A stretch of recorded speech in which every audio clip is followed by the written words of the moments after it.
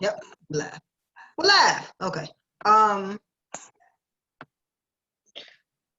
excuse me.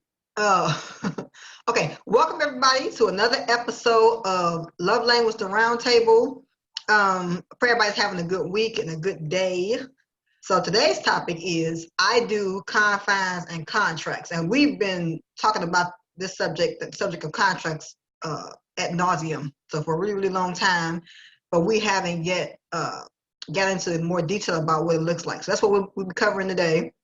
If you want to join the conversation, you could put your comments in. If you're watching this live on Facebook, you can put your comments in the comment. I guess it's called comments portion of the live video. Or if you want to join, there's a Zoom link in the description, the details portion of the event on the Love Language page, and you can jump on here and be a panelist or just hang out with us on Zoom if you're not on Facebook. And of course, if you like the video or if you want to definitely keep the conversation going, share the video live on Facebook so people can have an opportunity to keep the conversation going. So anyway, so I'll leave it at that. Okay. So I'll read the description of the event, and then we can get started. So it says, contrary to popular. The last kitchen open was a comment.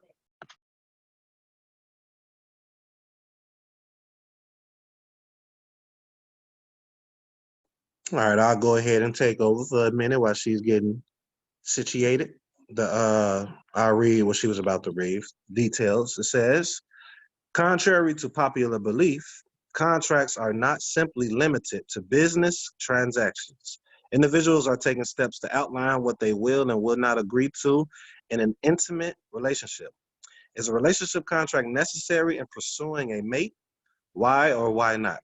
What are the pros and cons of having a relationship contract? And what steps must be taken to legitimize such a contract? Let me see. Yeah. You got the floor. I just want to. No, I appreciate it. No, I appreciate it. And so those are the questions. Of course, we can always freestyle other questions too. But one thing I want to say real quick before we get into the conversation is it's a fairly new, I guess, phenomenon. If you just Google relationship contracts, you'll see a lot of, not a lot, but a good amount of articles about it. And I think millennials, whatever age that is, they've been talking more about these contracts. So it's interesting, just the resurgence of the idea. Because when I got married, I didn't know any of this. So it's interesting how it's resurging too. And then so I would like for us also at one point to go into a little bit of the history too, if possible, of it, because it's not a biblical concept, as in you don't see instructions on how to do it. I'll put it like that. You don't see instructions on how to do it. So anyway, that's just my little first thought. So if anybody wanted to, I'm not sure who wants to not go first, but I'm just gonna well, no, it's Shema, right? It's gonna be you and Shaul today, right? Yes, that's right. Well, no, I mean, I didn't know that was the case. I thought that, I mean, that's up to all of you. I thought that we always gonna be able to, whoever has the insight on Right. Have a perspective as far as the contract. I know Shaul talks about it. I know Zeb does. I believe she said. But I mean, anybody. I'm down for anybody bringing out their thoughts on it. I did bring my contractual marriage covenant actual document. I have it with me now. I didn't do the. I didn't bring like the courtship one and or the betrothal one, but this is the covenant one. But to kind of answer your question, as far as I mean, I guess I could start just for opening. That the marriage contract, I believe it's been around. I believe it's been in the background and died, kind of like a lot of how we look at family structure today. It's still present, but very small because of the new way of how everyone lives now. but I think it's been around for a while. As far as in our culture, in Hebrew culture, it's definitely been around. But like Tamar said, it's not in the scripts that we have, the 66 that literally says, "Hey, this is how you do it." It has examples. I think the Most High dealing with Israel is the biggest example, and that's actually why I got mine from, the example of how he operated with Israel. And then when I started studying a little more, I saw that it actually was a cultural thing. It's kind of like what Chief Zeb be saying. I think this is what he be saying sometimes when he says, uh, like the things that's known is not really, this is not his words verbatim, but like the things that's known within the culture, a lot of that stuff they didn't really have to put down. They really put down things that was, trying to get us right in a sense. Um, so that's my take on the background. But if you wanted me to pull out some like showing some some actual, I mean, some of you are familiar with the ketubah, I believe, right? That's a form of a covenant contractual marriage contract. So that's my opening as far as that. I look forward to see what everyone else take on it when we do these questions. But I'm down for answering the questions in that order as far as for myself.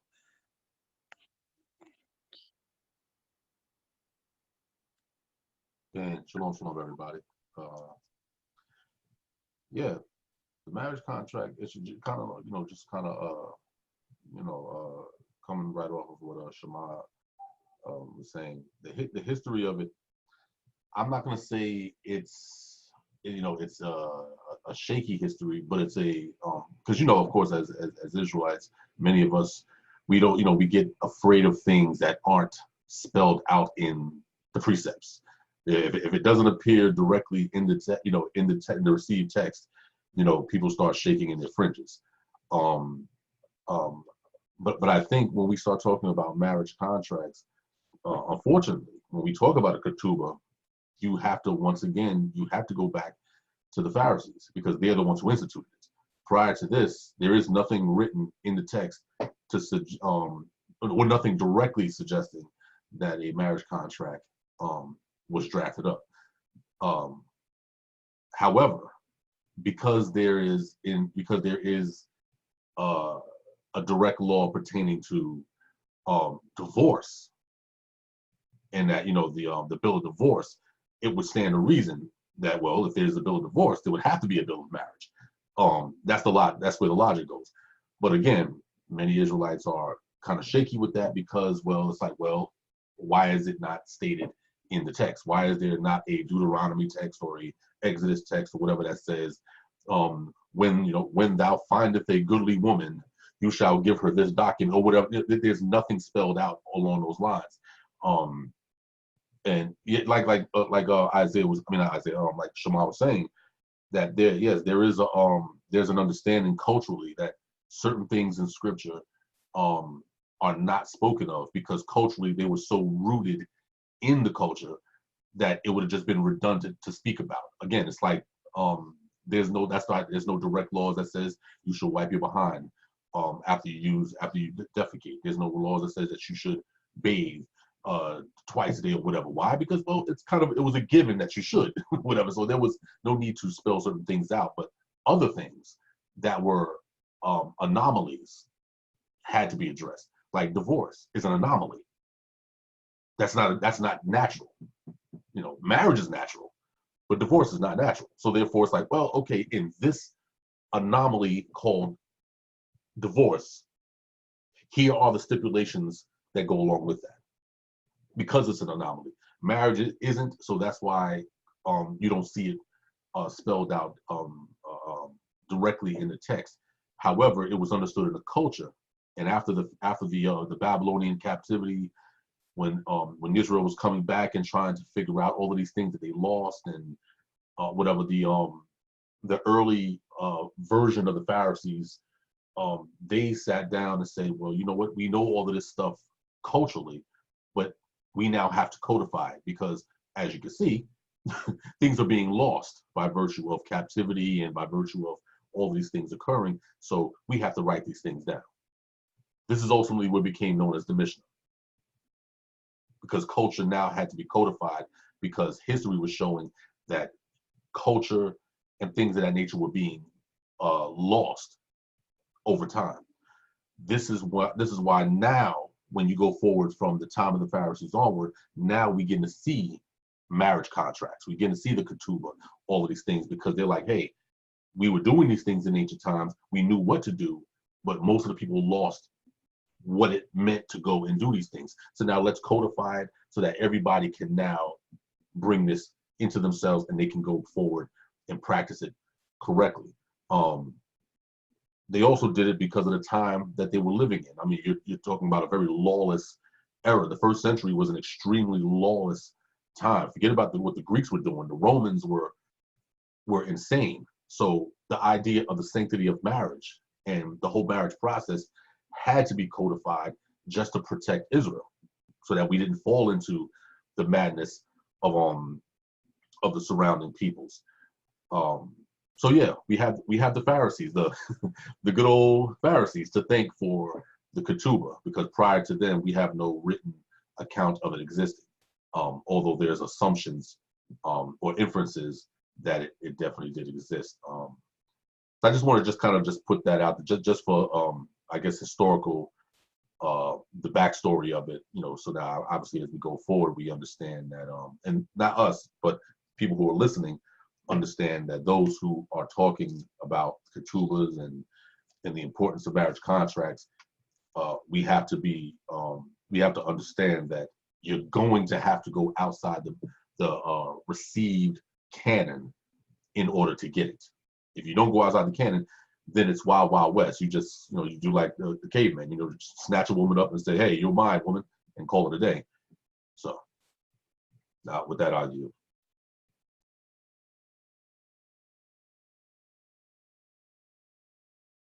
Okay, unless anybody has anything we're gonna say, we're gonna go ahead and jump into the first question. If I can get back to it. 1 second. So the first question is, and I'll put it in the chat on the webinar. It says, so the first question is a relationship contract necessary in pursuing a mate? That's the first question. Before I answer the question, is it anybody else that had anything to say as opening? Shamika, Yeshayahu? Oh, I was just going to say that I was going to be a student today and do a lot of listening and less talking, because I come from, I've learned the weird doctrine that coming together makes you husband and wife. And over the last few years, we have learned that is not true.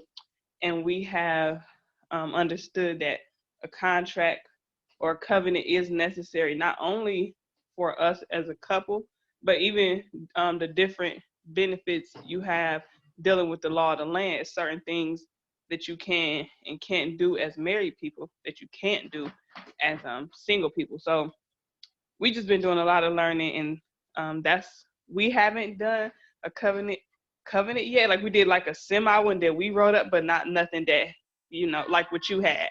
That's why I want that. But yeah, so I'm merely just be a student today and learn. Okay, Yeshayahu, did you have anything before we go into the question? Yeah, not really much, but like Shamika, I'm here on the listening end. For those who know me personally, they know that I attempted to write some of these things out as far as contracts, and I guess we'll kind of get with that into the first question there. So, but I'm also on the listening end, and I will say it would probably be a good idea at the end of this show. You said you had a couple of different formats and whatnot.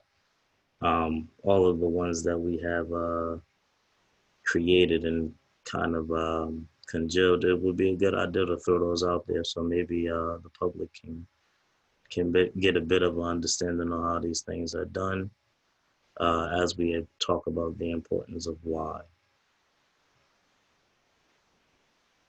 That's good. So I was wondering if y'all wanted to do that, like at the end of the show, make some time perhaps to present, so those that's listening get a kind of idea. And I'm sure some of us have different ways of going about doing it, but it's just the idea of having it and sticking firm on it. So anyway, first question: did you want us to go in the order that we spoke, Tamar? That's cool. Yeah, go ahead. That's cool.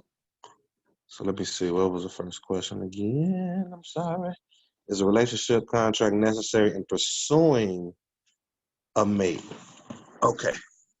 Don't beat me up the way I answer this. I would say pursuing a mate.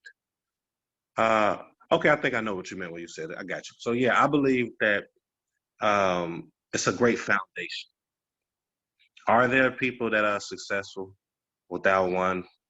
Sure, yes. We know, I'm sure some of you all know plenty of them. I don't know if Chief Zebulon started the minutes, but I think he said he was kind of busy. So I'm just going to look at it. It's 12:19 now. I should be done by 12:26. So I believe it is, because even with the fact of Shalom, Shaul, even with the fact of people that are successful, and I'm sure a lot of you know people, and I know people personally, they have a lot of ups and downs in regards to not having a foundation as to what to expect from each other. I know people that found out in the marriage the first couple years that this person was bad financially. This person, so it's like different things that they didn't know, they didn't put out there. Some people say, well, the true person don't come out until you're married, or in the first couple of years of the marriage. I don't agree with that part. I think people change as they grow a little slightly, but the foundation of them is there, and that's because they didn't have what me and you all talk about, the courtship part of it. But even in that, it should probably be a contract within that. Not telling anybody to do it, but when I say contract, I want to put this in place. It's basically, to me, and I'm gonna read my stuff out later, it's just having a foundation, expectations, and things to protect both parties. We are coming together, so you're supposed to be one. I get that. But you still should have something in place to protect one another. Marriage, to me, and I think I've said it before, is the biggest job there is. So it's like when you go to work, and we said this already too, you sign contracts. When you go into a job and you're looking for a job and you're trying to get a job, what do they put out in front of you before you start that job? They give you a contract that you have to sign and agree to before you get that job. So I think it's smart I think it is, answering your question, I think it is important and necessary to have one and pursuing one. I think that it will allow a lot of situations that doesn't need to happen to be to prevent it before it happens. If you all just sit back and look at the family members that you all know, even yourselves, myself included, and you look at the things that you went through, and then if you just sit back and be like, well, if I had this in place, if I spoke on this, if I had this in writing, if I had this to present, even in certain situations, you all could sit down and revisit. Now, I'm not saying to throw it in your face like, hey, you wrote this down, you said you're going to do it. You know what I'm saying? I'm saying it, and you all going to see what I'm saying when I do when I read my contract. If you have built a good rapport or consistent practice of approaching each other properly and revisiting certain things, then both of you could sit down and be like, hey, let's sit down, let's see if we have this in our contract, this subject matter that we might be going through, and see what we get kind of agreed on.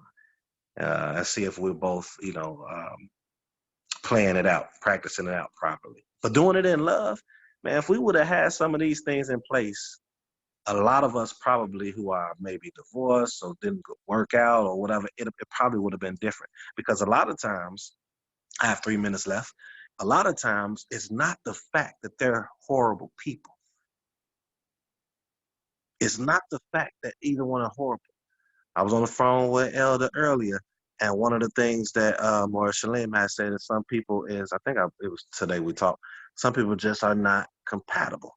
I agree with that statement 100%. In addition to that, I want to add some of the reasons we're not working out is in addition to not being compatible, or it can be more so that we just didn't sit down and comb out each subject. Some people say, well, sometimes, the subject might not pop up. It might not, how do you do that? Brother Shaul talked about for brotherhood, us acting out certain scenarios. You know what I'm saying? These are things we probably should do as even in a betrothal period. I wouldn't say the courtship period, but the betrothal period before the marriage, and just see how you all would respond to certain type of events and subjects pertaining to you all if this subject popped up. Maybe you all watching TV and these things didn't take place. Then you can have these things to put within this contract. Now, this is the betrothal period I'm talking about now, before the actual contract. Now you done see how y'all work these things out, and then you can address it in your contract, and now you have something in place. These are just little tactics I'm throwing in there. Man, how he got a picture of himself, and that is crazy. But that's my time. I got 1 minute left, but I'm gonna let that time go.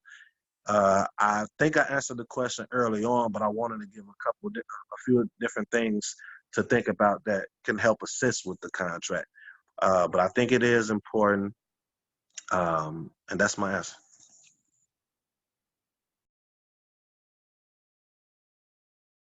Dang, that was beautiful. Not really much to to discuss after that point. But I will say this though, I think it goes without saying that contracts are necessary. Unfortunately, because remember there was a time when a person's word, as a show that we've done before, a person's word is their bond.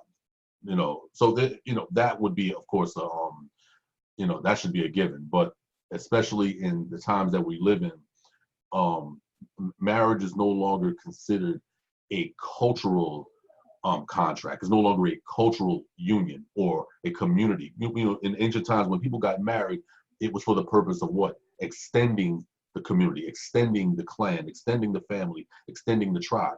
So there was an understanding that what you were doing was a small cog in a much larger purpose. And because of that, marriage wasn't a selfish thing. Everything that we did, it was for the benefit of, hey, the reason why I'm taking her is because, her family, is whatever. And by us bringing, coming together, we produce more children. That produces more hands to move forward in the building of their family, in the building of my family, and so on and so forth. And it continues to sprout outward. But of course, in this day and time, marriage is not communally based. Marriage is, a lot of times, it's a Daffy Duck type of situation where it's me, my. It's about us. It's about how I want to feel. And when I get married, these are the things that I want. I. So our position and our vantage point concerning it becomes extremely narrow. And one of the reasons why contracts in this time, of course, is necessary is that, or not just necessary, but why sometimes it can be even troublesome, which is why we have to maybe rethink how we're going about doing contracts, is that you have to also plan for what I call contingency plan X. You know what I'm saying? There are scenarios that marriage contracts cannot cover. They can cover things in theory, but the actual day-to-day playing out of scenarios may kind of take the situation, off course. Earlier in love language shows, this may have been, I don't know, a few months ago, I had put something out there. It wasn't really received well by the listeners, but I think now, especially after what Shema just said, we can now see the why it's important to do these things. And I said that in the courting process, you should deliberately create debate points with your potential mate. Deliberately. Because what you want to do is you want to test the waters to see how they react in circumstances that are outside of the honeymooning period. When everybody's acting perfect and everything is lovey-dovey. No, let's put these scenarios out there and say, okay, listen, what would you do in this scenario? And make them address the scenario, what they would do in these things. Because what happens is that we present ourselves in a certain way, but when our boots are to the ground and when we're in the midst of the process of the relationship, things start getting murky. And then you're wondering, like, wait a minute, I never saw that coming. How did I miss that? Well, we miss it because we didn't test it. I think, what did Paul said that? Try the spirits. So you got to try these things, and these things have to be done in the beginning. So with the relationship contract, the contract is a binding agreement, but even contracts have to be amended. You have to be willing and able to amend certain things, because as the relationship grows, people grow, circumstances change, and now you have to be able to accommodate these things. Unless divorce is your go-to answer, you have to be able to accommodate and say, okay, this didn't go the way that I thought it was going to go.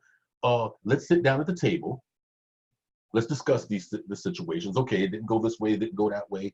What can we do to rectify this, fix this, so that we can get back on track?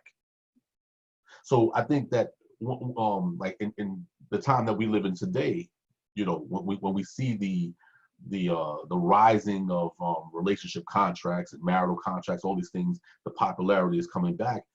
I think we all, we have to remember two things. That number one, they're on the rise, I think, for selfish reasons. People are trying, it's monetary driven. It's like, okay, yeah, we need to, work this out because you're not going to get my money if it doesn't work out, or you're not going to get my house if it doesn't work out, or whatever. And we also have to remember that just like anything, there has to be amendments. When you look at the Torah, the law was given. But when the prophets came, the prophets were the amending of the law. Why? Because certain circumstances arose that the law didn't directly cover. So the prophets came to give clarity on matters that were not specifically covered in the original covenant at Sinai. That's why you have prophets. That's why you have judges. So I'm just saying that that there has to be a willingness in a relationship contract, pursuing a mate. Yes, there has to be something that's going to bind each other to the responsibility of the process, but there has to be room for amending, especially in the beginning, since chances are, you don't really know the person fully that you're in the process of courting. So there has to be room for amending and reconsiderations on certain matters. So I didn't mean to ramble a little bit, but I'll fall back there. All right, I guess that means that I'm all scratching on camera. Horrible. I guess that means that I'm next, right? Man, it's hard to hit this topic when two outstanding brothers have already spoke on it. What y'all said was super excellent. So where do I come in and add? When I read this first question, I initially thought of the word prenuptial. When I first thought of contracts, it was brought on to me looking into a matter of prenuptials. The word prenuptial means the stages before marriage, I believe, if I'm correct. I might be a little wrong on that, but that's the way I look at it. If we're talking about the courting phase or all manners of relationships, there are codes of ethics, agreements, contingencies, ways of actions, action plans, if you will, decisions that we make to say this is how we will act towards each other, for each other, by each other. And somebody let me know when I'm running up against my time. I'll try to make this brief. When we're looking at these agreements, it's definitely important.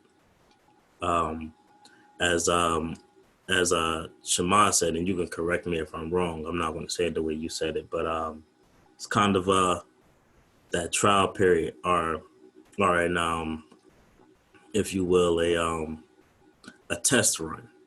You know, that first one. You know, defining what are the code of ethics for this friendship and or dating situation, courtship, however you want to put it. You get to see that person's actions, how they run, how they manage, even manage money management situations. As Chief Zeb said, had those hard conversations. I know the word argument can be a little displeasing. So have those hard conversations early on so you get a general idea of that person's understanding. Having those things written down to a point where you can go look and refocus and see, hey, maybe where did things get a little derailed, and you know, have contingency plans on how to get things back on course is always important, always needed for every avenue of a relationship or the different levels to relationships that we have. So, man, answering this first question, are they necessary? I would say absolutely. Very necessary. Pursuing a mate. It gives you and that mate the opportunity to, as we say, keep you accountable. Make sure your word is born. Make sure everything is real. And even when things begin not to be, figure out a course, or if it's an addendum, a strategy, have an exit and entering strategy, so you guys can decide if whatever that situation is first of all worth either amending, changing, or dissolving, or staying the course. So I would say definitely needed. I think more people should start doing them as we see they're on the rise. Looking these things up, you see a whole lot more of them on the internet, even forums on how to do them. And I initially just think of, you know, seconding that, vows. We make vows, we make agreements, and this is just putting it on paper or creating a physical copy, a tangible copy, so it can always be reopened, relooked at, and judged accordingly. Go ahead, Shaul.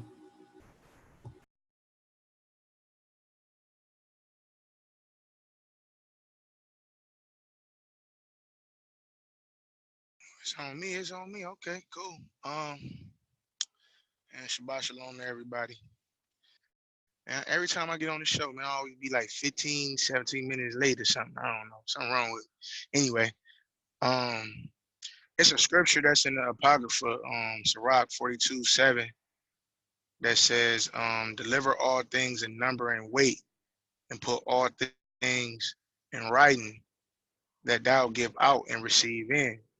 So, I mean, and there's plenty other examples in the scriptures as well, where, you know, things were written down. You know, he put things in writing form. And so, to answer the question directly, um, is well, How did the question go? Make sure I get it in context. Is a relationship contract necessary in pursuing the mate? And it's absolutely necessary. I mean, I would say I'll go beyond necessary and say it's mandatory, especially in today's time, because um, we like I said, uh, for a person that would hear having a contract with something, or and I even hate using that term because then people get bent out of shape about that. Covenant, contract, same thing. You know what I'm saying? It's people making an agreement. And I'll get to that. I'll get back to that point in a second.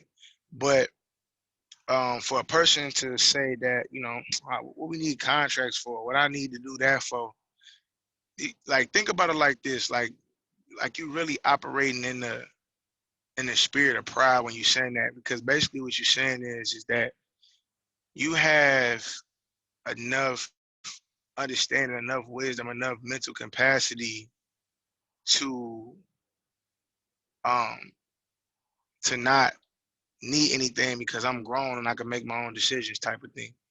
Now, that's not necessarily everybody's stance that disagree, but I heard a few people say that before. So I just wanted to address that. But as far as a contract, covenant, you know what I'm saying? Let's just say covenant because it really don't matter. And I know some people think it's different. Hey, hold on.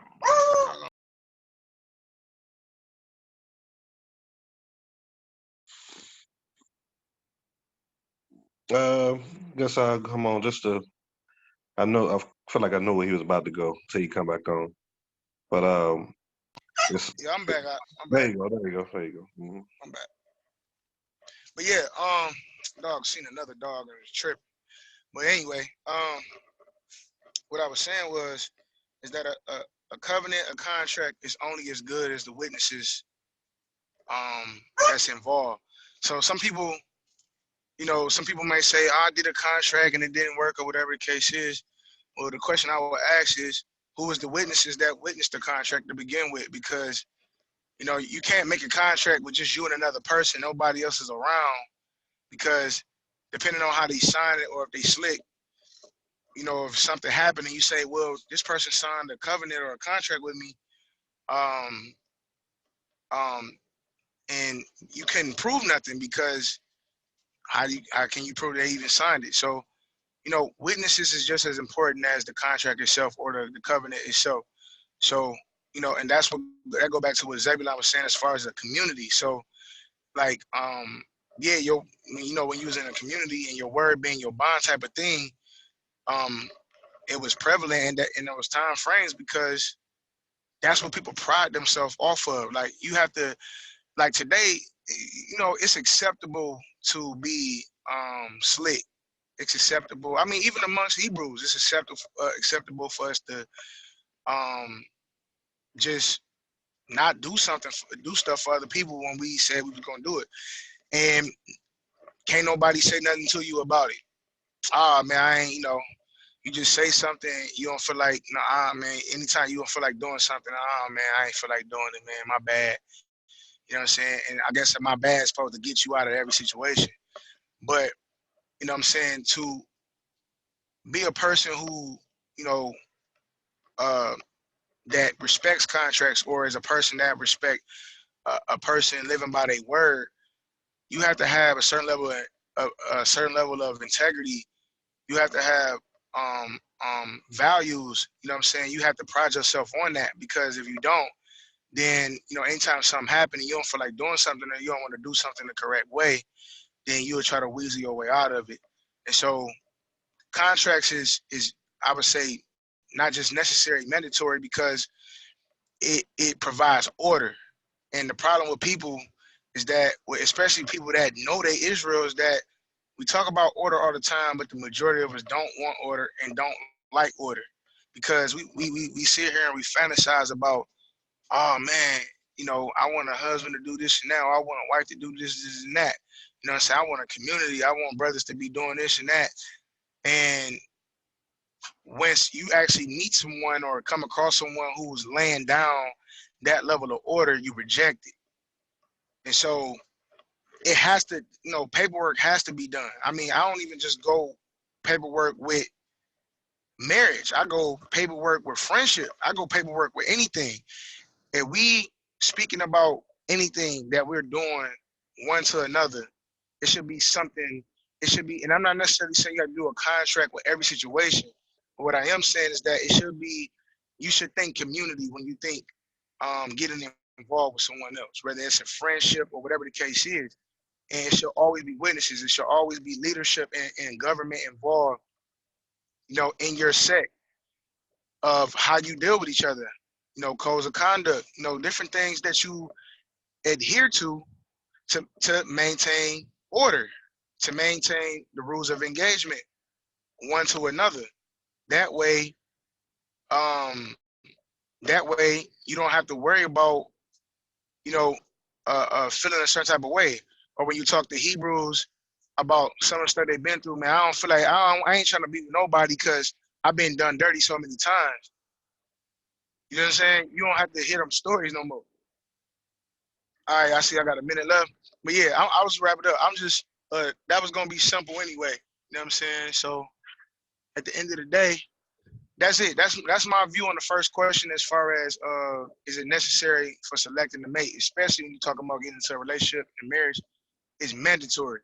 It should be mandatory. You should value it on a high level, because that way when you're going through a courtship, you're going through all these different situations, you don't get played in the end.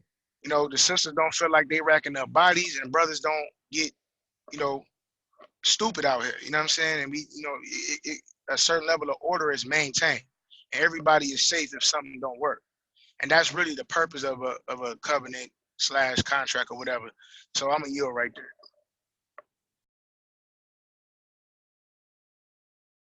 Oops, my bad.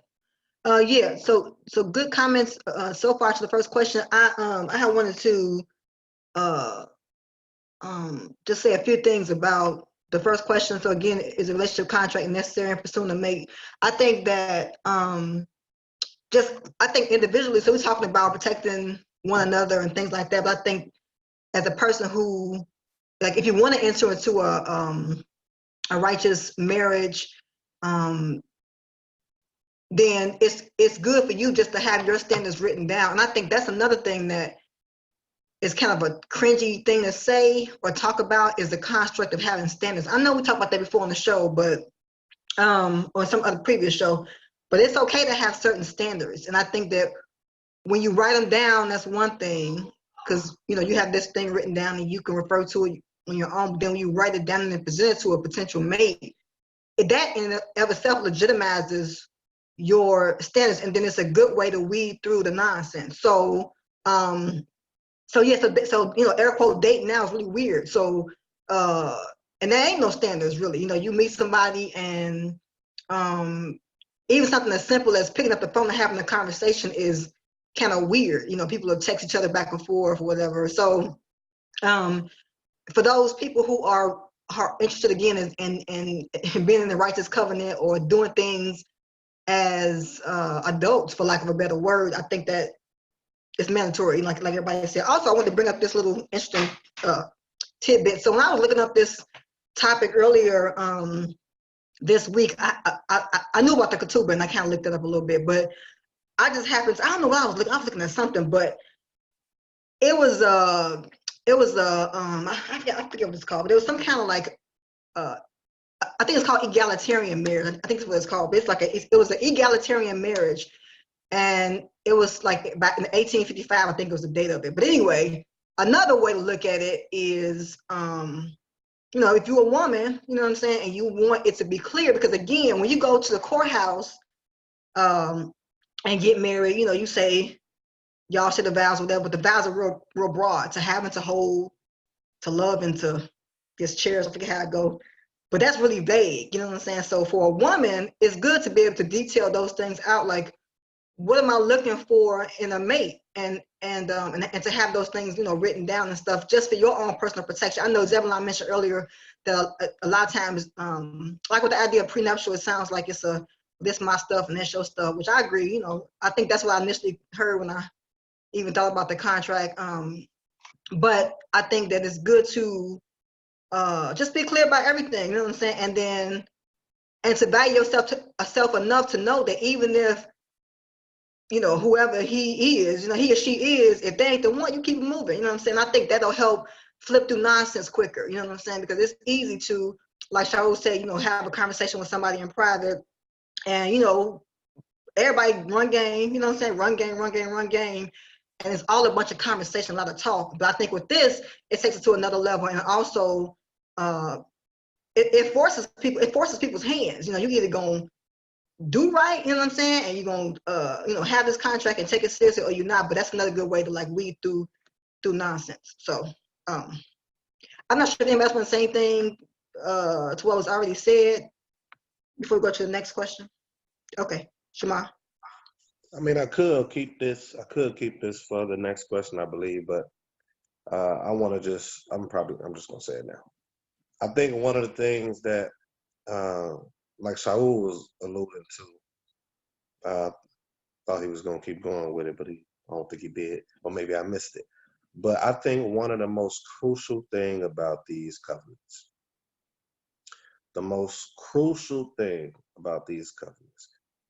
is the witnesses. That is the most crucial. But here's the most crucial of that crucial. Whether the witnesses are righteous. Why do I say that? Somebody brought out prophets. That was Chief Zebulon. Chief Zebulon brought out how the prophets were to kind of expound a little bit on the Torah in the sense of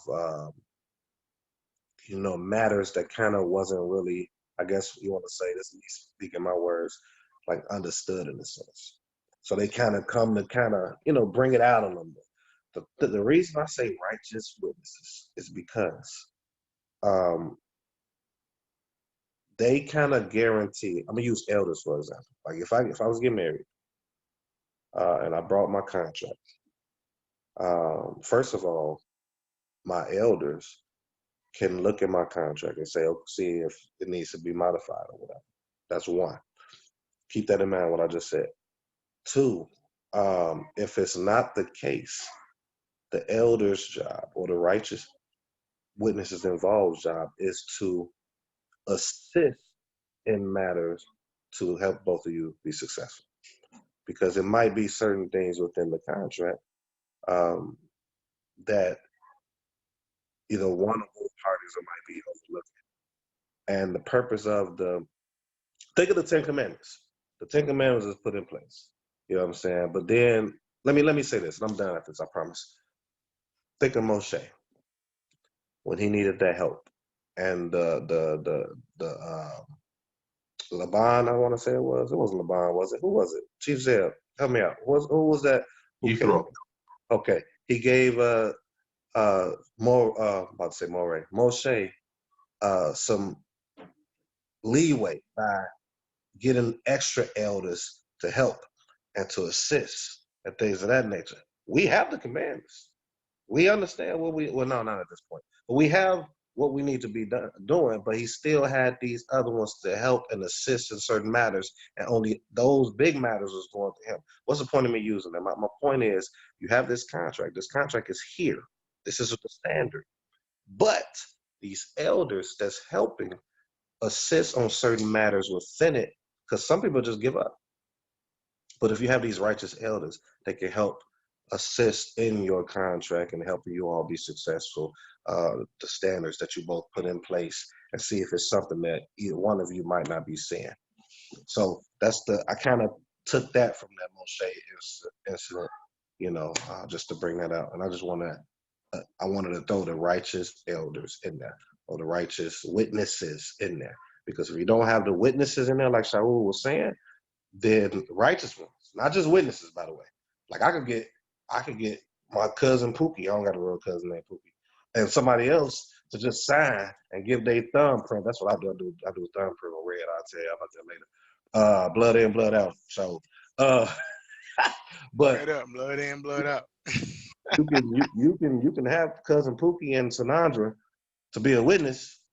I just threw that name out there. And then what? What happens? What happens when y'all have a contract and you have them to be a witness? Y'all both go back to them and say, hey, Pookie, Didn't you do this? Yeah, you do. You should do this. That's not righteously going through what you all set for y'all's success. But anyway, that's it. Sorry, y'all. That was long-winded, but I just wanted to throw that in there. That's very important. With Since you throwing contract. it in there, let me throw it in there. Hey, I thought you was done, man. I'm sorry. Go ahead. Yeah, we're Nah, gonna because get she to did ask that anybody wanted to, chime in. I just did too, but I know if that's cool. yeah, and we're gonna get to the specifics about the contract. We ain't done with all the questions, but so There's still 3 more questions there, because we about to go to the why not, right? In a second, right? no, the second question is what are the pros and cons of having a relationship contract? So Oh, got you. kind Okay, of cool, similar cool. to the first question, but because it could be some cons, I don't know. But what are the pros and cons of having a relationship contract? I'll be quicker on this one. Got you. Since I just went more. I'll go quick on this. So just give me about 5 minutes, I guess. Me personally, in an ideal situation, I don't see cons. Some people might not agree when I say that. But in an ideal situation, I don't see cons because I look at it as a foundation. When I look at the law of the Most High, and I don't see a con in there. I see all pros, but the con can be put in there when it's 2 individuals. 1 or 2 things. 1 or 2 of those individuals aren't really righteous, or 1 or 2 of those individuals are perhaps maybe immature in certain aspect, and won't carry out the contract. So the con for me, if I had to say a con, is will this individual carry out the contract? It's a scare in that. It's a not a scare, but it's a chance that they won't. But this is why when y'all hear me speak more so like on the elders and the witnesses and stuff like that, I always talk about righteous, like really righteous. I ain't talking about like somebody just say that. I mean like really want to go by Torah, want to go by and have their keep that word, their integrity in it.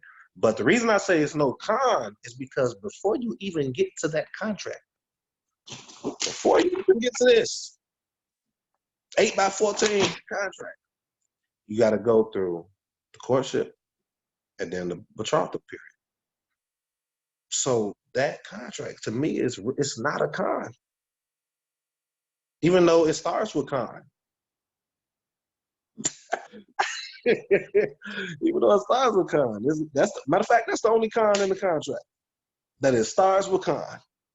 He just said, "Wow," but and I think I got a couple minutes left. It really, if you're not righteous, and some people don't even think we're righteous. That's a whole nother topic right there. But if you're not practicing and being righteous, then of course it's going to be cons. Of course people are going to say it's cons. And I'm not saying that to any of the panelists that might say it is a con in that. I'm just telling you my thoughts. But if you are 2 individuals that's really serving the Most High, really fear the Most High, really having, matter of fact, let's move the Most High out of it. If you are 2 individuals that has integrity, good character, then it is no con in the contract. If you are not immature, there is no con in the contract. That's just my thoughts. I'm not saying it's a fact, but in my book, me and my house, Joshua 24:15, there's no con in the contract. I don't know, I just threw that in there. That's it, y'all. Oh, wait. You said what's the pros? Pros is foundation, accountability, and protection for both of you collectively, and a long life of the pros that was put in there, and success, big time success, and that's it, man. We're gonna have to get a T-shirt There are no cons and contracts. Written big and bold on the back. Saying Nah, what man, you trying, what you trying to say, bro? contract with a K, man. We just spelled contract with a K, man. You know, and that debate is dead, man. It's dead.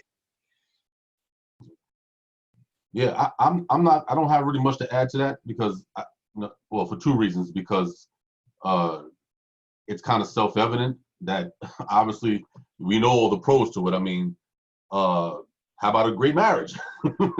that's a great pro. And I agree with Shema that yeah, it's there shouldn't, under best circumstances, ideal circumstances, there should not be a con to having contracts. Unfortunately, the nature of people and how people, the con, and this is this is another reason why Torah gives us very good counsel in this matter and says that out of the mouth of 2 or 3 witnesses shall a matter be established. Interestingly enough, the fathers taught that those witnesses can't be the original individuals. Like the man and the woman cannot be part of the witnesses because they already have a slighted vantage point. The 2 or 3 witnesses have to be outsiders who have nothing directly invested in either one of them, where it's like, hey, listen, I'm just going to give you an objective view of the situation, and that's it.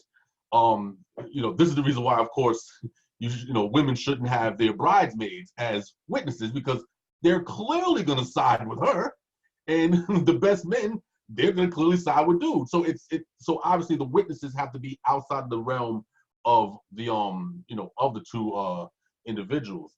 But one of the but I think if we're going to say that there is a con to the contract, I think or to having contracts, the only time there's a con is when we are not, again, and I'm going to state this because I said it earlier, I'm going to say it again, when we don't allow room for amendment. A lot of times when we draft up contracts, whether physical contracts or we draft it up in our head, we are operating from ultra ideal situations, ultra idealistic platforms that may not always represent the reality of things. So for instance, back in the days, I have a certain, like, let's say, like a certain preference for females. Like, I don't like short women. I like 5'10", 5'11". Why? Because, I have a little height on me. Like, that's what I'm, so if I see a 5'3", I'm not looking at you. Like, listen, you look like you're a young girl. I don't do young girls, so whatever. You know what I'm saying? But now that's my, again, these are my, and it goes back to what Tamar said, as far as having, having, your set, I forgot the term that she used, but certain standards, like, listen, this is what I'm looking for. This is precisely what I'm looking for. These are my standards, whatever the case may be. So for instance, so again, if I'm set at a woman being 5'10", and this is just what it is, I'm not budging, whatever the case may be, sometimes what happens is someone who's 5'9" rolls around and you miss out on something great because you wouldn't make room for 1 inch. You wouldn't expand, you know what I'm saying, for that little bit. So again, absolutely, in a contract, yes. When she said it, I absolutely agree. Have your standards, have exactly what it is that you're looking for, but also understand that there also has to be room has to be allowed for expansion. Constant elevation causes expansion. You have to understand that there's going to be times where you may not get exactly what you're looking at, but most of the time, the things that we're looking for, they're idealistic and not practical a lot of times. And we pass up on very good things. I know, you know what I'm saying? I mean, from childhood, this is what happens. I know that I have experience of it. You pass up on very great things because we're not that we're aiming high, but we're aiming like racehorses. So anything that is outside of this, we don't even consider. Meanwhile, things are just passing you by.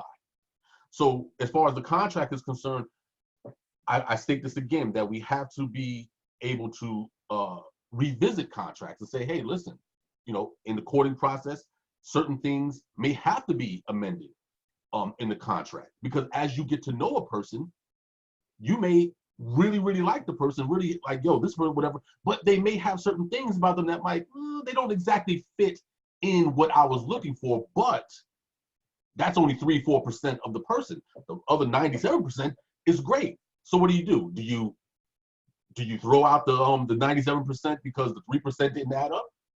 Or do you go back to the contract and say, okay, you know what? I know this is what I was looking for, but this is working for me. So you know what? Let me amend this. Why? Because now that I get to know the person and she gets to know me, or I get to know her, whatever like that, now I may have to bend a little bit. Or again, just throw the 97% out, because of the 3% you can't get. And we make a lot of mistakes with that. This is the reason why a lot of marriages dissolve, because secular marriages as well as some Hebrew marriages, they dissolve because you're looking for 100% and you throw out 98 because it's not 100. So you're like, hey, it's 98, so that's not working for me, and I get rid of that. So I mean, I know I kind of went off into something else, but I think that the only time a contract is problematic is if the individuals in the contract do not allow for expansion and for amending going forward. So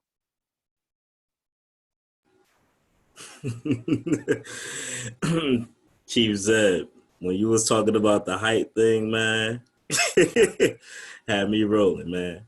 I mean, I know that was kind of ridiculous, but when no, you're younger, not at all. I'm just 5'5". Yeah, But, Shaul was looking at me dying. Oh my God. Yo, okay. I don't know if my time started. Let's get serious for a second. Let's get serious. Man, it's hard going this far down the list. Cons within the contract on any level. I would say, I have to agree, there are none. I would say we have to do a few things though. As Chief Zeb said, have understanding or room for leeway, as long as it doesn't destroy the positivity within the contract.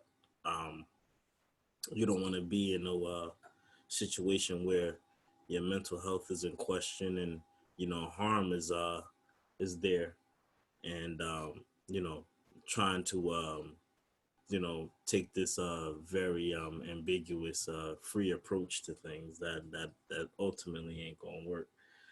So again, he was talking, if I could speak for Chief, talking in situations that can be revisited and overlooked and helped at times.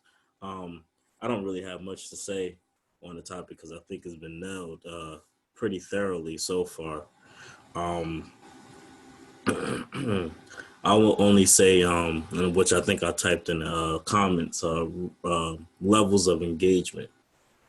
I think as we progress through these relationships, or whatever standpoint they are, depending on the style of relationship or type, have its own independent guidelines. We talk about in courting how it's probably a excellent ideal not to engage in intercourse. It blocks your mind from other things and creates situations that are less desirable, or mass situations that are less desired. That can be something listed in the contract, so you can go back to it and say, okay, this is not the level of where we're at right now, so let's keep our heads in the right mindset. As Shamar said, only cons come in when you misrepresent yourself or present yourself in a manner that you are not, or a manner that you aren't willing to work towards being. When we talk about righteous people, all of the elders, if you will, inside the show, not I'm sorry. So the book has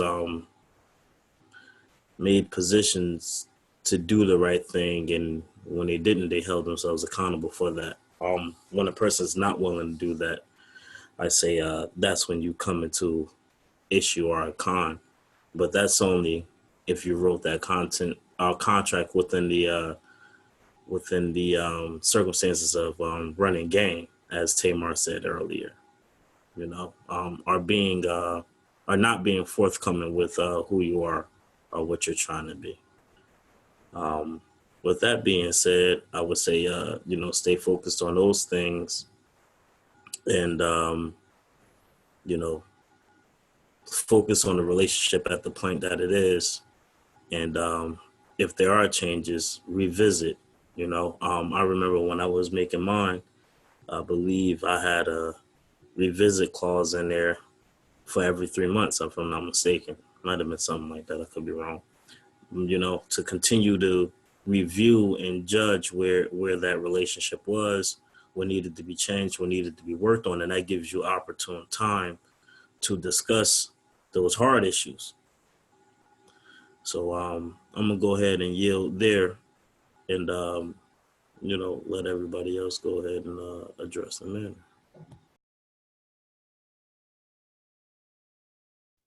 Mm.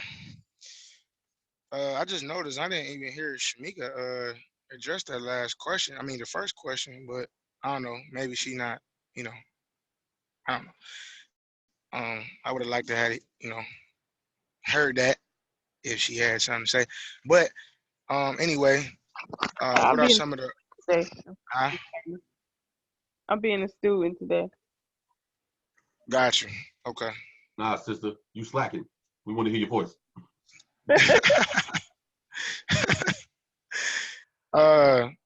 Yeah. What are some of the pros and cons? Right. So the number one pro to this question is order. It brings about order because when you don't have order, then chaos pursues. So, um, yes, Yahoo. It brings about order.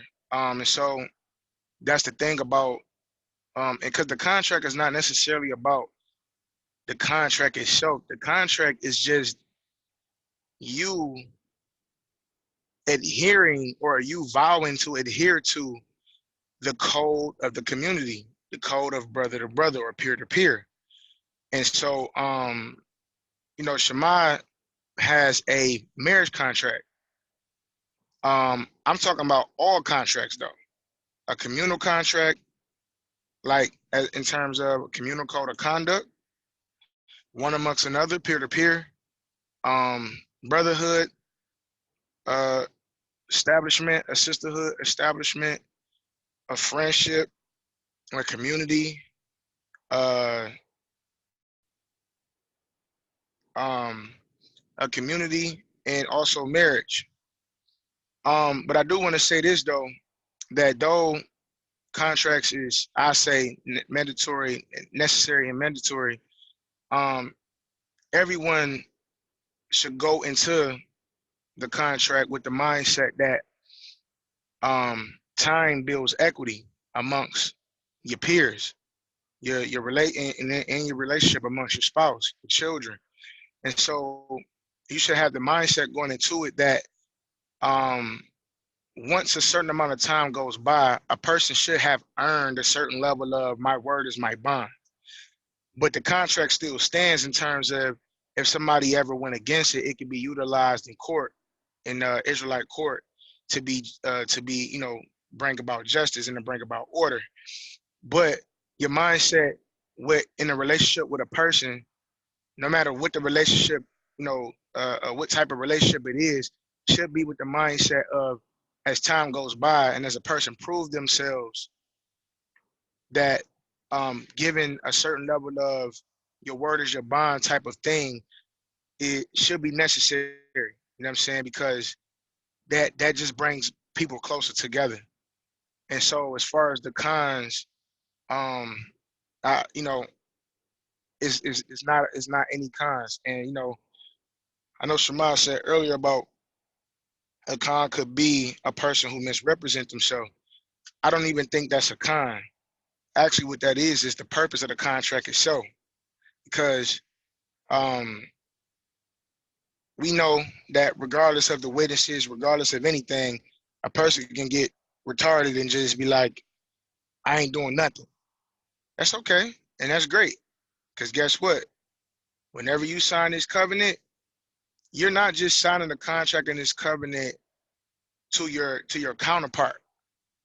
You're signing this covenant to the Most High. You're binding your soul to the lake of fire when you sign this covenant.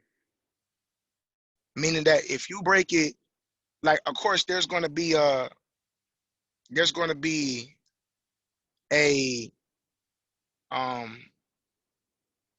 and that's the agreement of the group or whoever is going into the covenant together.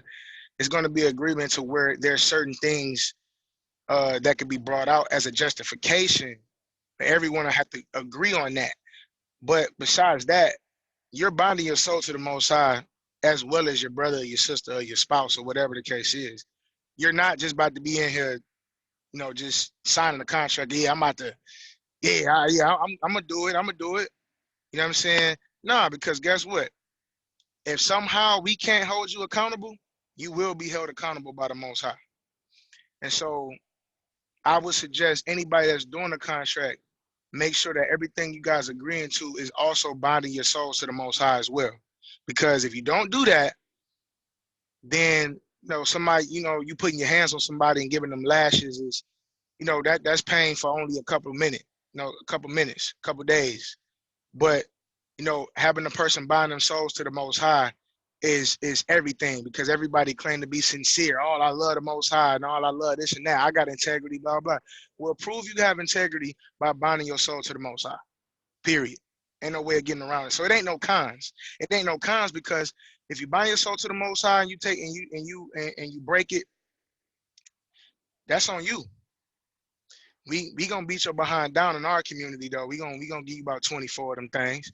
We gonna beat you down, and you gonna get kicked out with your behind beat down, and you got your little vow that you made with the Most High, and you got to deal with him next. So that's on you, and you can't come in the circle without doing that.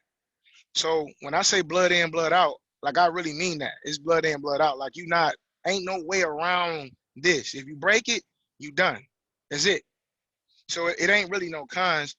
And this whole covenant contract thing will stand whether a person has integrity or not. Because if you're not a person that has integrity, you just basically signed your own death certificate. So you better make sure that you are a person who values integrity, so that you make sure that you stay in alignment with the contract, and whoever is involved. And so that's where I'm gonna yield at with that. And that's where I'm at with it. Yeah, that was excellent. I'm glad you brought up the and again, I know we get real Bible on this show. So what we're talking about is specifically, I mean, I'm going to bring up the secular point in a minute, but what we're talking about is really for those people who are in a certain type of understanding of the Bible. That is, they believe it's the way we're supposed to be as a people or individuals, however you want to frame it, and they believe in a power greater than them that is a judge. So everything that we're saying, especially Shaul's last points, were clearly about that. So so again, the question is, what are the pros and cons of a contract? And again, and I'm gonna go over the cons because a few things was flowing through my head as everybody was talking. But of course, pros will be protection for everybody. It's an equal protection across the board too. I think that, I'm sure that's already been emphasized, but so it's positive in that respect, and that you'll be covered either way, which is what people I think are trying to do when they do prenuptials. As far as in the world, they're trying to protect themselves. So, but cons are, it'll ruin your character, similar to what Shaul was just talking about. So, and I think too, we're hardly ever held accountable for our actions in the faith-based communities. I'm gonna talk about so-called Christianity, or because that's the only kind of belief system I kind of really know. I can't speak for other faiths, but this is probably the only faith or religion, I hate that word, that we can do whatever we want to do with like no punishment at all. And but I think with this situation, again, with the contracts, it'll allow, it could ruin your character. You know what I'm saying? If you do something crazy. And it's the same thing with physical contracts. When I went to go get my car, I signed a contract that said, every month, this is what you got to pay. And if you don't pay it, they're going to come back and get your car. You know what I'm saying? And I signed it with glee. I said, I got me a new car. So the same thing when we enter into a relationship contract, especially something as highly valuable as and as legacy building as marriage. This is about, somebody mentioned that about legacy. This is how you keep the chain going, keep the people going, keep the values going. And so the same way, when you break a contract in the secular world, it'll ruin your credit. The same thing happens when you break contracts. And we don't think of it that seriously, but word travels. So when you do somebody bogus, I'm pretty sure that person done told some people. And on either side. So we have to be mindful of that. It ain't like Shaw was talking about, we the whole lake of fire, like, we get that, but you can get your butt kicked right now, you know what I'm saying, or have yourself harmed right now. We hardly ever consider that as being a real thing. We say, oh, we don't want to go to the lake of fire, we talk about lake of fire, but I don't want to go to the lake of fire either, but I don't want to also be an asshole in this realm. So it's kind of like these kind of contracts test your spirit to figure out what kind of person are you. You know what I'm saying? Are you willing to tarnish your legacy, your character, your integrity? And if you are, the contract is a good way to figure that out. Also, the other thing I wanted to bring up real quickly is we've been reading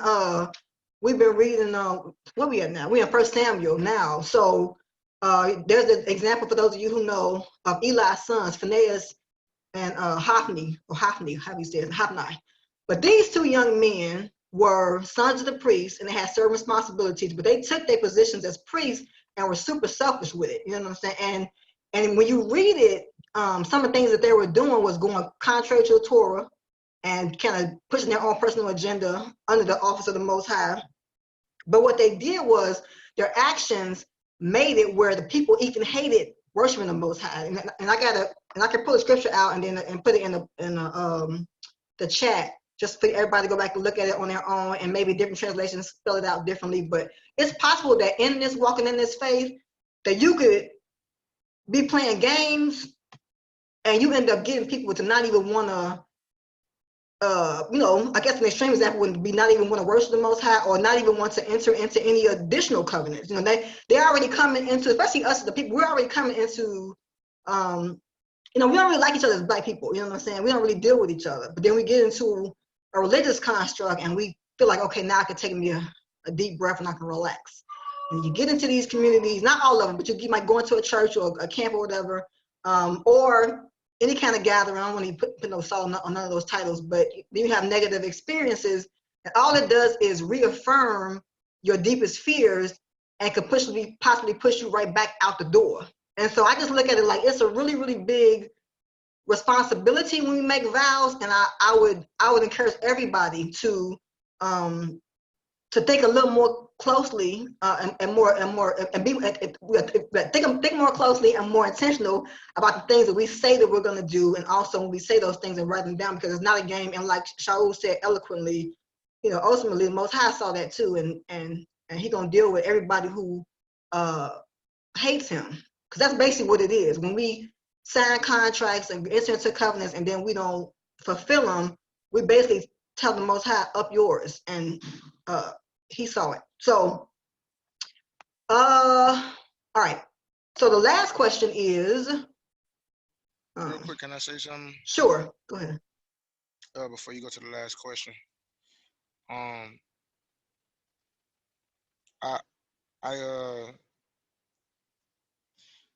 want to say it's very, very important that people understand integrity and understand, especially the brothers, because that always make my message to the brothers first, because it's the brothers who have to take the mantle and lead their households and they right. And so I'm gonna just say something that my father used to say to me when I was a child. Like, to be honest Boy, with take you, that garbage out. to all the brothers, No, sorry. if you don't keep your word, or at least, or whenever, I mean, because look, we not superhuman. There's gonna be times where certain things happen, but you shouldn't make that a habit, and it shouldn't be an excuse. Because when you can't fulfill your word, you're not a man. And I do want to say that no matter how small or great something is, when you say you committed to it, then you have to. Are you crazy? No, I didn't catch it. Um, when you commit to something, whether small or great, as a man, you need to follow through on that.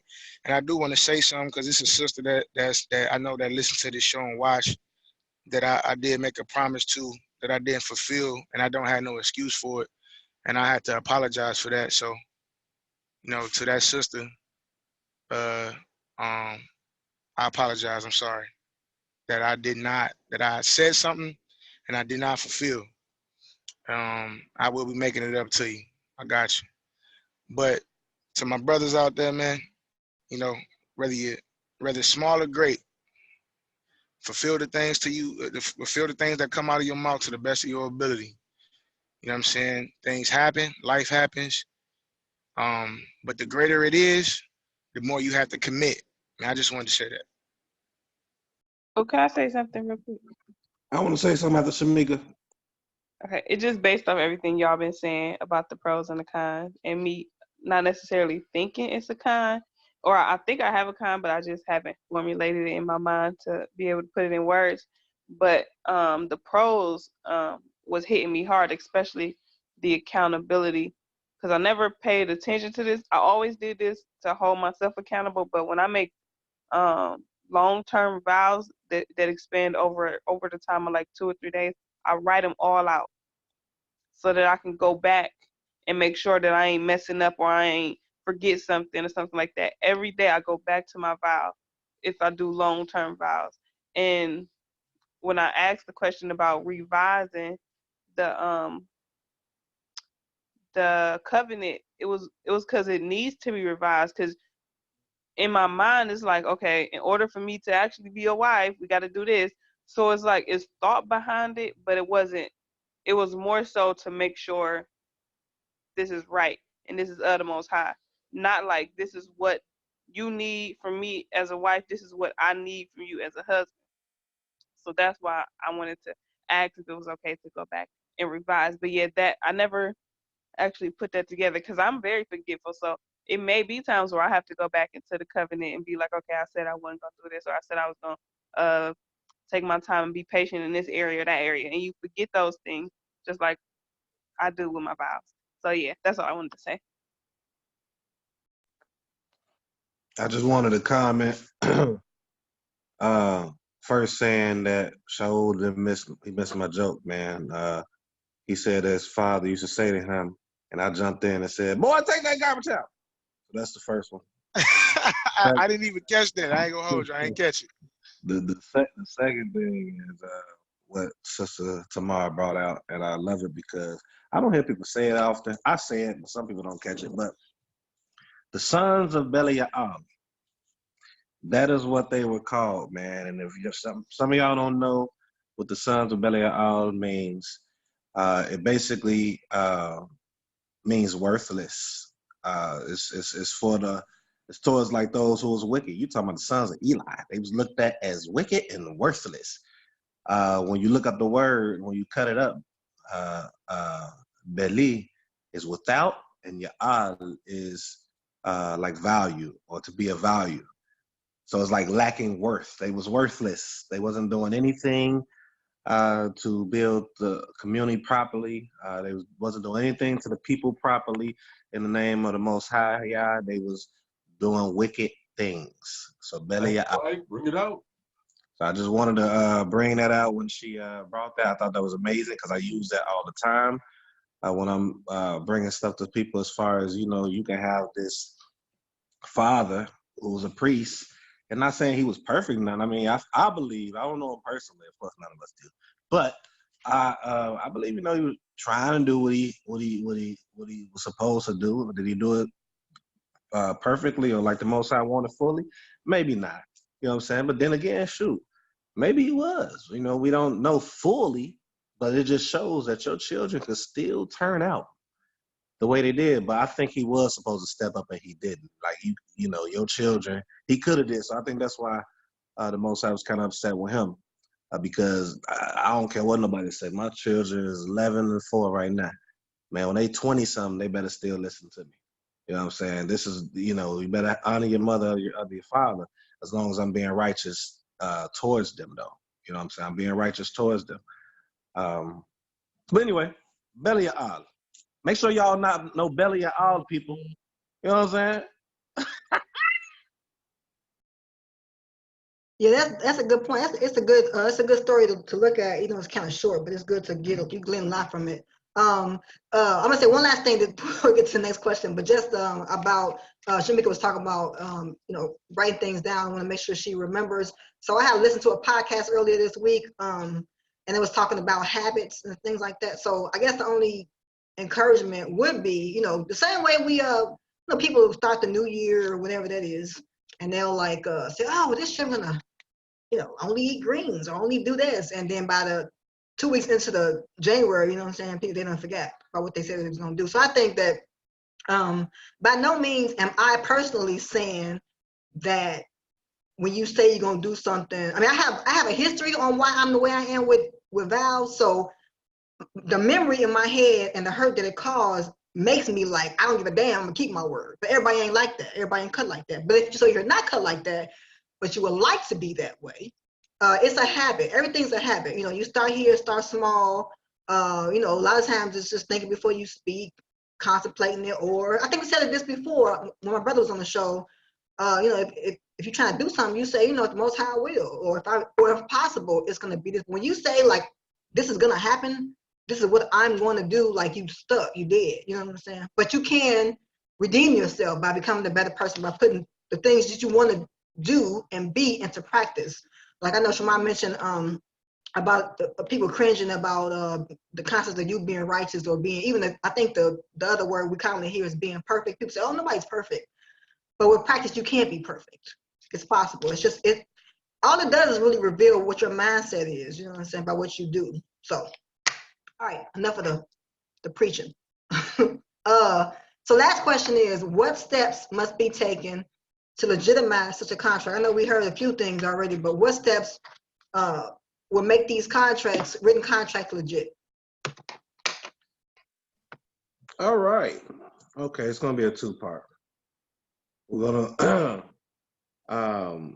we're gonna talk about two things real quick.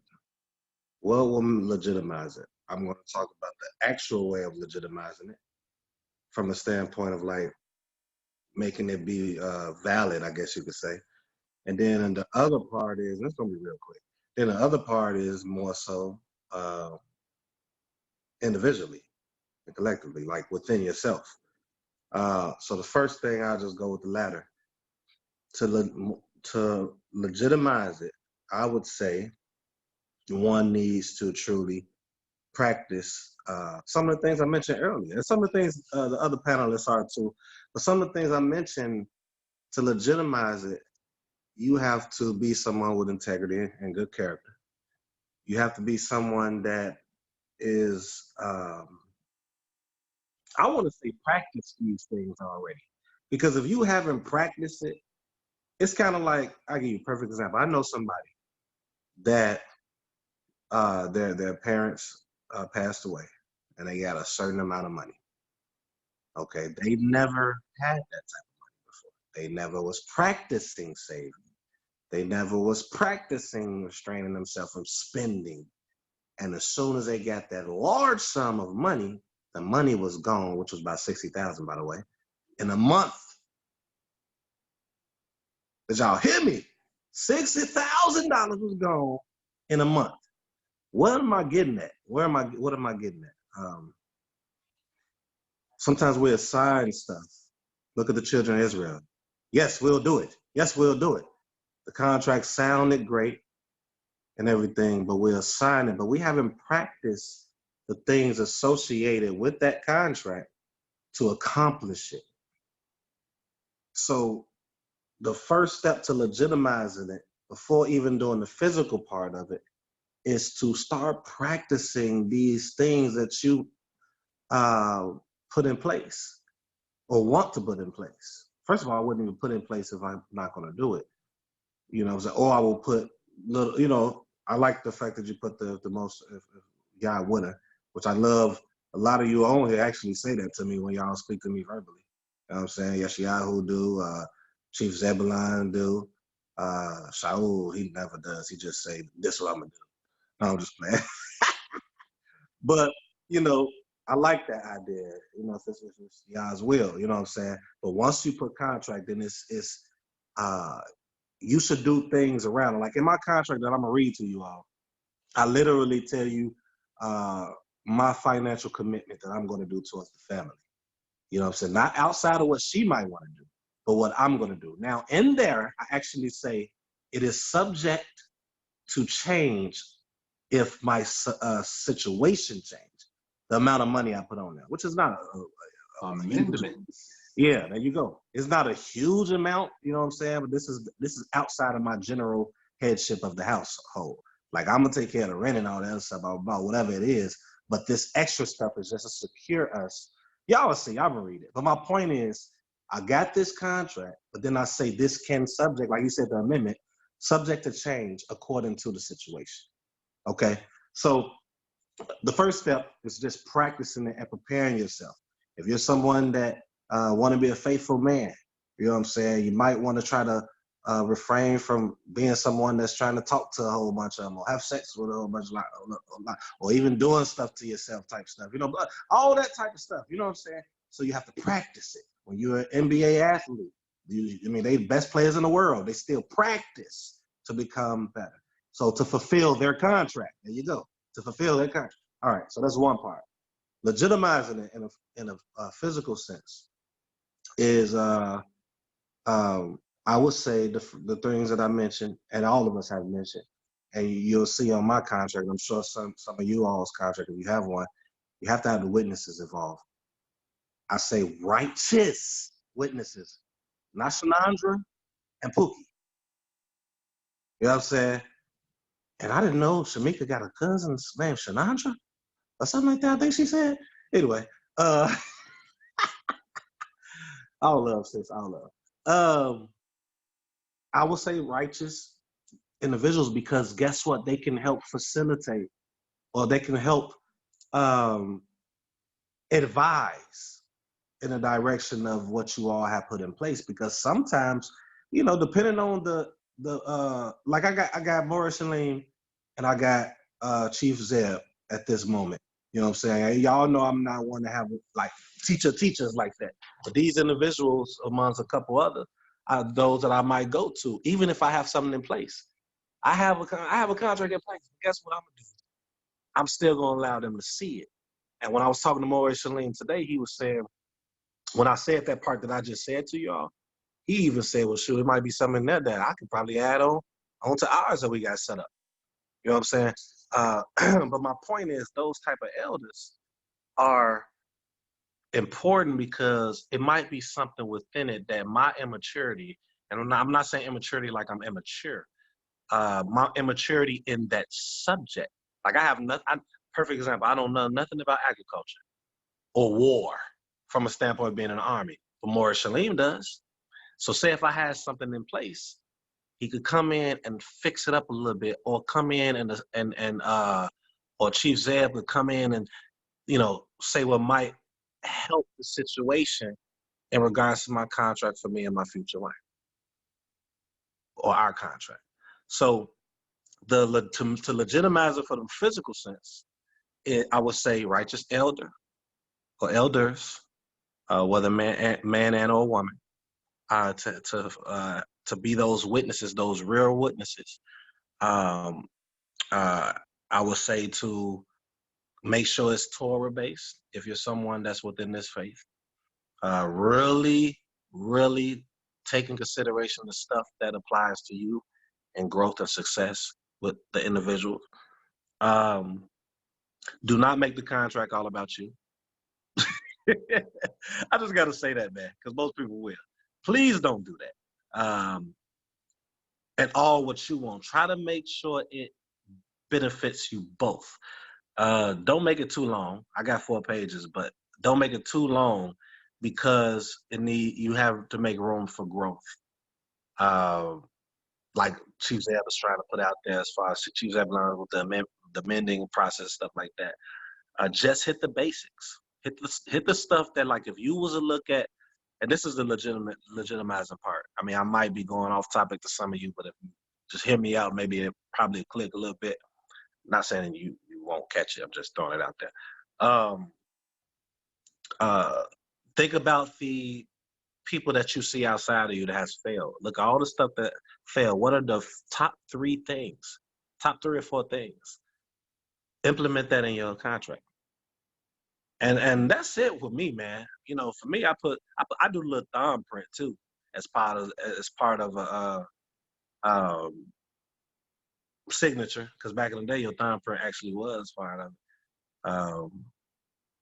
Some will give it. What's the word I'm trying to say, y'all? I just had it in my head. When you take it and you get it notarized. So I'm gonna get it notarized. But you technically, correct me if I'm wrong, Chief Zeb or Shaul.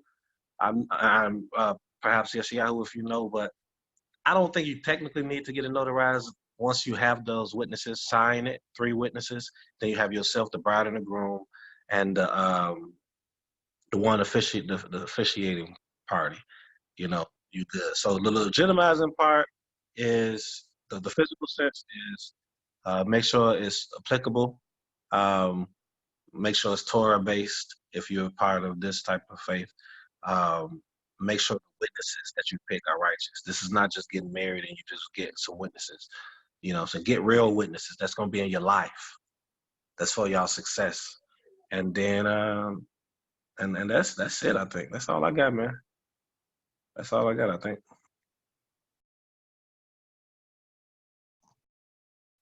Okay. Excellent stuff. Again, that's the benefit of letting others go first. You don't have to you don't really have to really hit too much on the head anymore.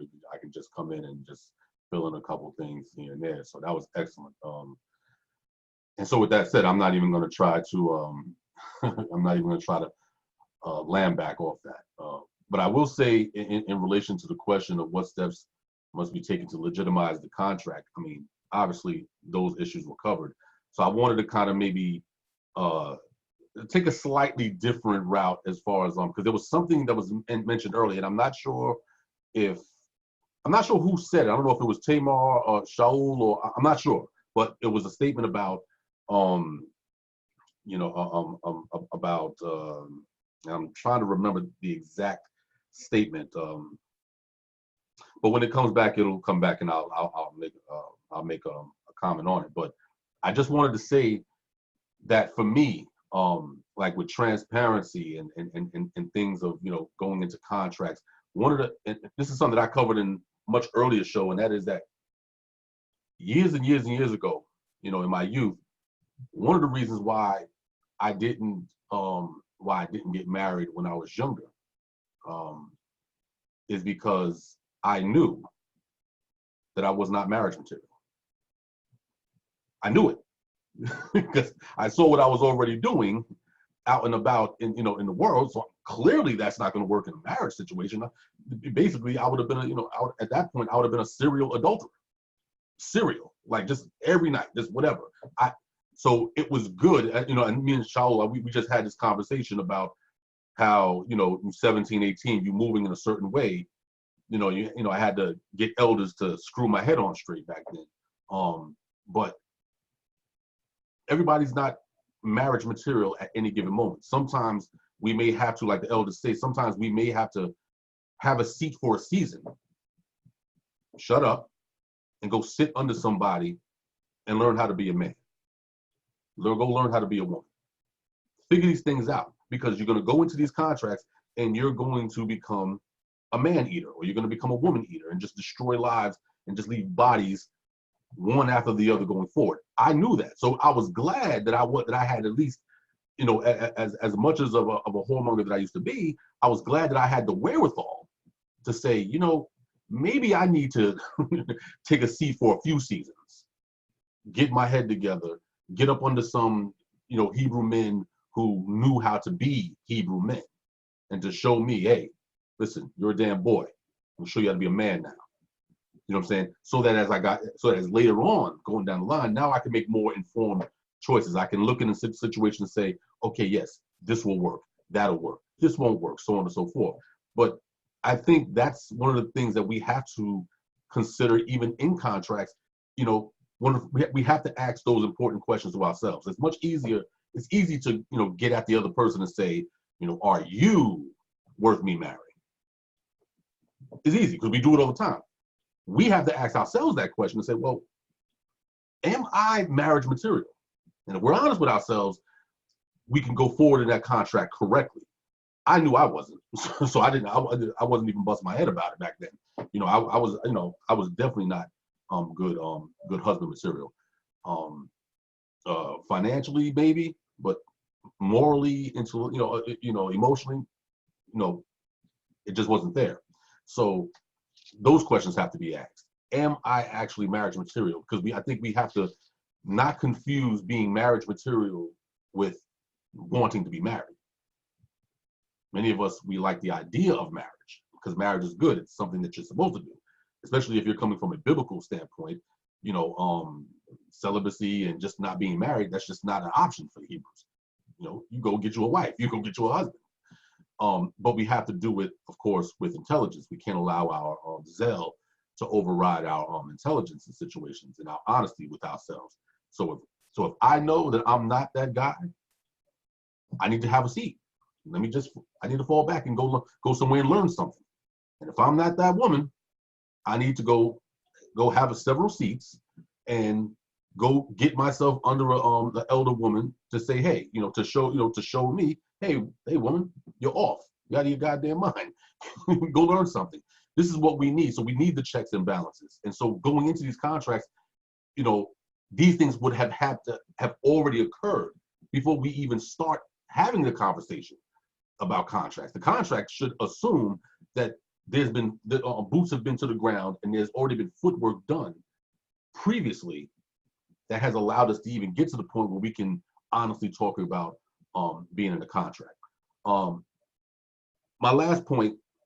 second and last point about a contract is something that I think we need to take the advice of the record industry, the music industry. This is an industry that at one point I kind of dabbled in my younger years as well, and that is there's an old statement that was already known in the industry, but Jadakiss made it public, and that is you never get what you deserve. You only get what you negotiate. You don't get what you deserve. You only get what you negotiate. I deserve a lot of stuff. A lot of things I think as a man I deserve. Yeah.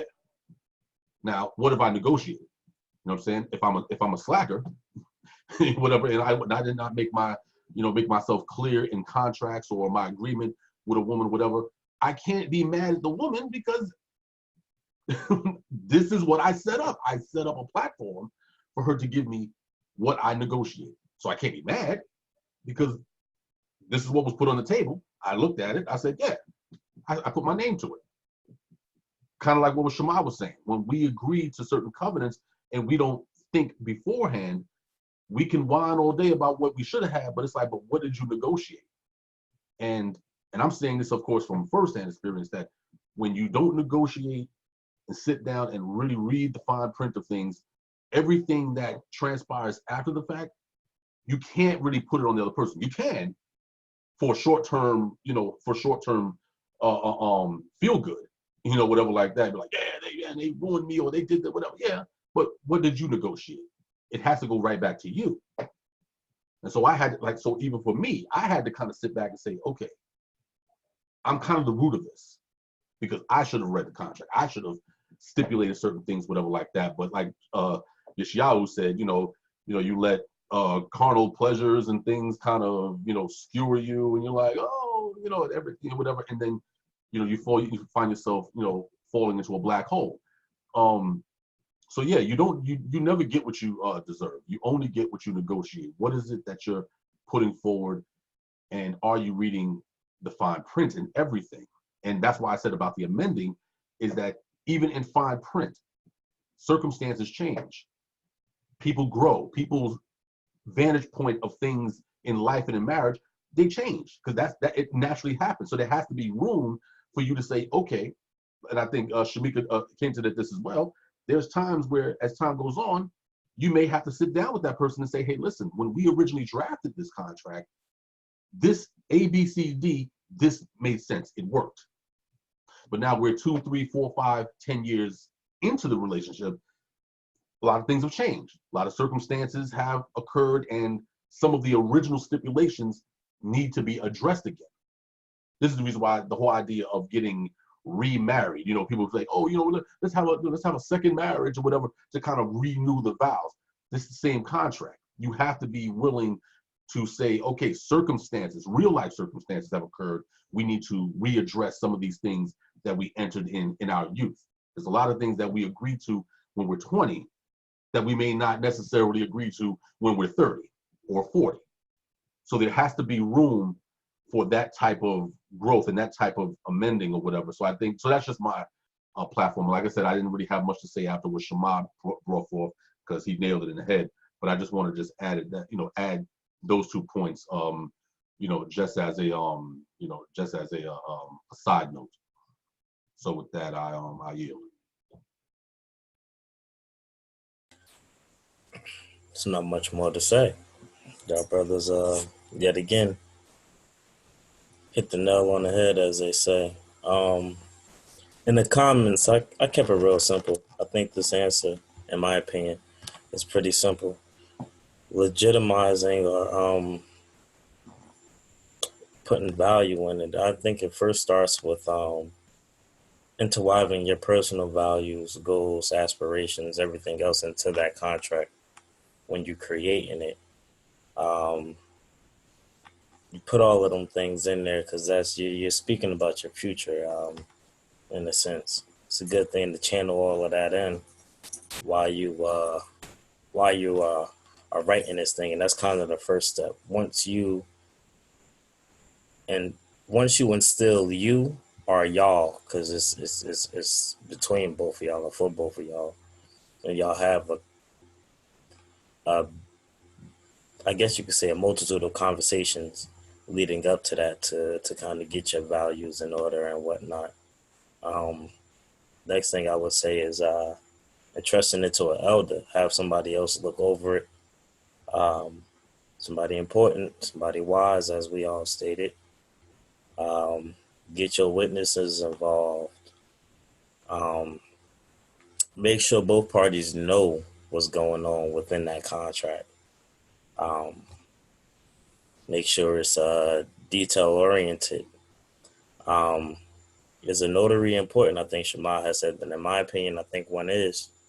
I believe, as far as the laws that I know, notaries add make it I guess legal. I already know anything signed between two parties, even sometimes verbal contracts are legal, but it adds a bit of I guess weight to it. It's not just a sheet of paper. I mean, your morals and values should already make it that way, but just as far as the laws of this land is concerned, you have now made that document upholdable, and even places like the court of law and stuff like that. That also provides another form of a witness as well, because when you go to a notary, the person who does that has to sign off on it.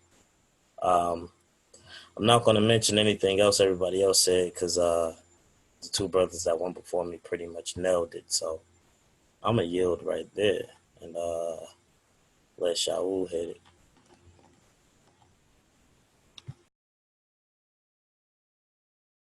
Can I say something real quick before you hit it? I want to say he right, but in addition, I want to say I wanted to add that as far as if you get it in a legal document like 8x14, and the witnesses with it, I think that does equally substantiated. But from my study on it, but the notarized letter, I believe, is like he said, is facts. But once you get in that 8x14, that legal document is looked at differently as well. Like, you know, especially with the witnesses. I just wanted to throw that in there. All right.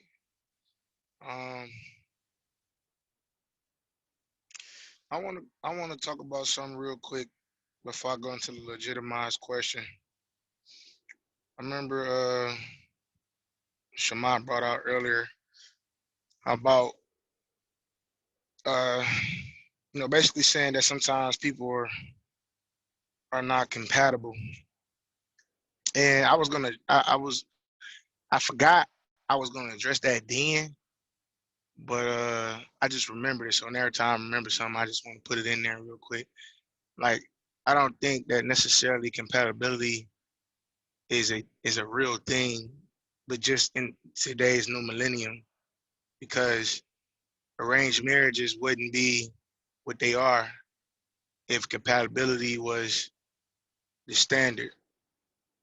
And so, and I'm not saying that they necessarily disagree, because I do agree that, like, yeah, today people got so many preferences and standards, based off of how people was raised in different parts of the world or whatever, cities and states, that it's you kind of almost have to do it that way to even get to some type of conclusion. But anyway, also I want to address, I know Shamika brought up earlier about can it be readvised or revised? I would say a contract or a covenant is ongoing. Like, it should never be complete. There's no way that it really could be complete. It's an ongoing thing. So it is now you're talking about a marriage contract that should be complete.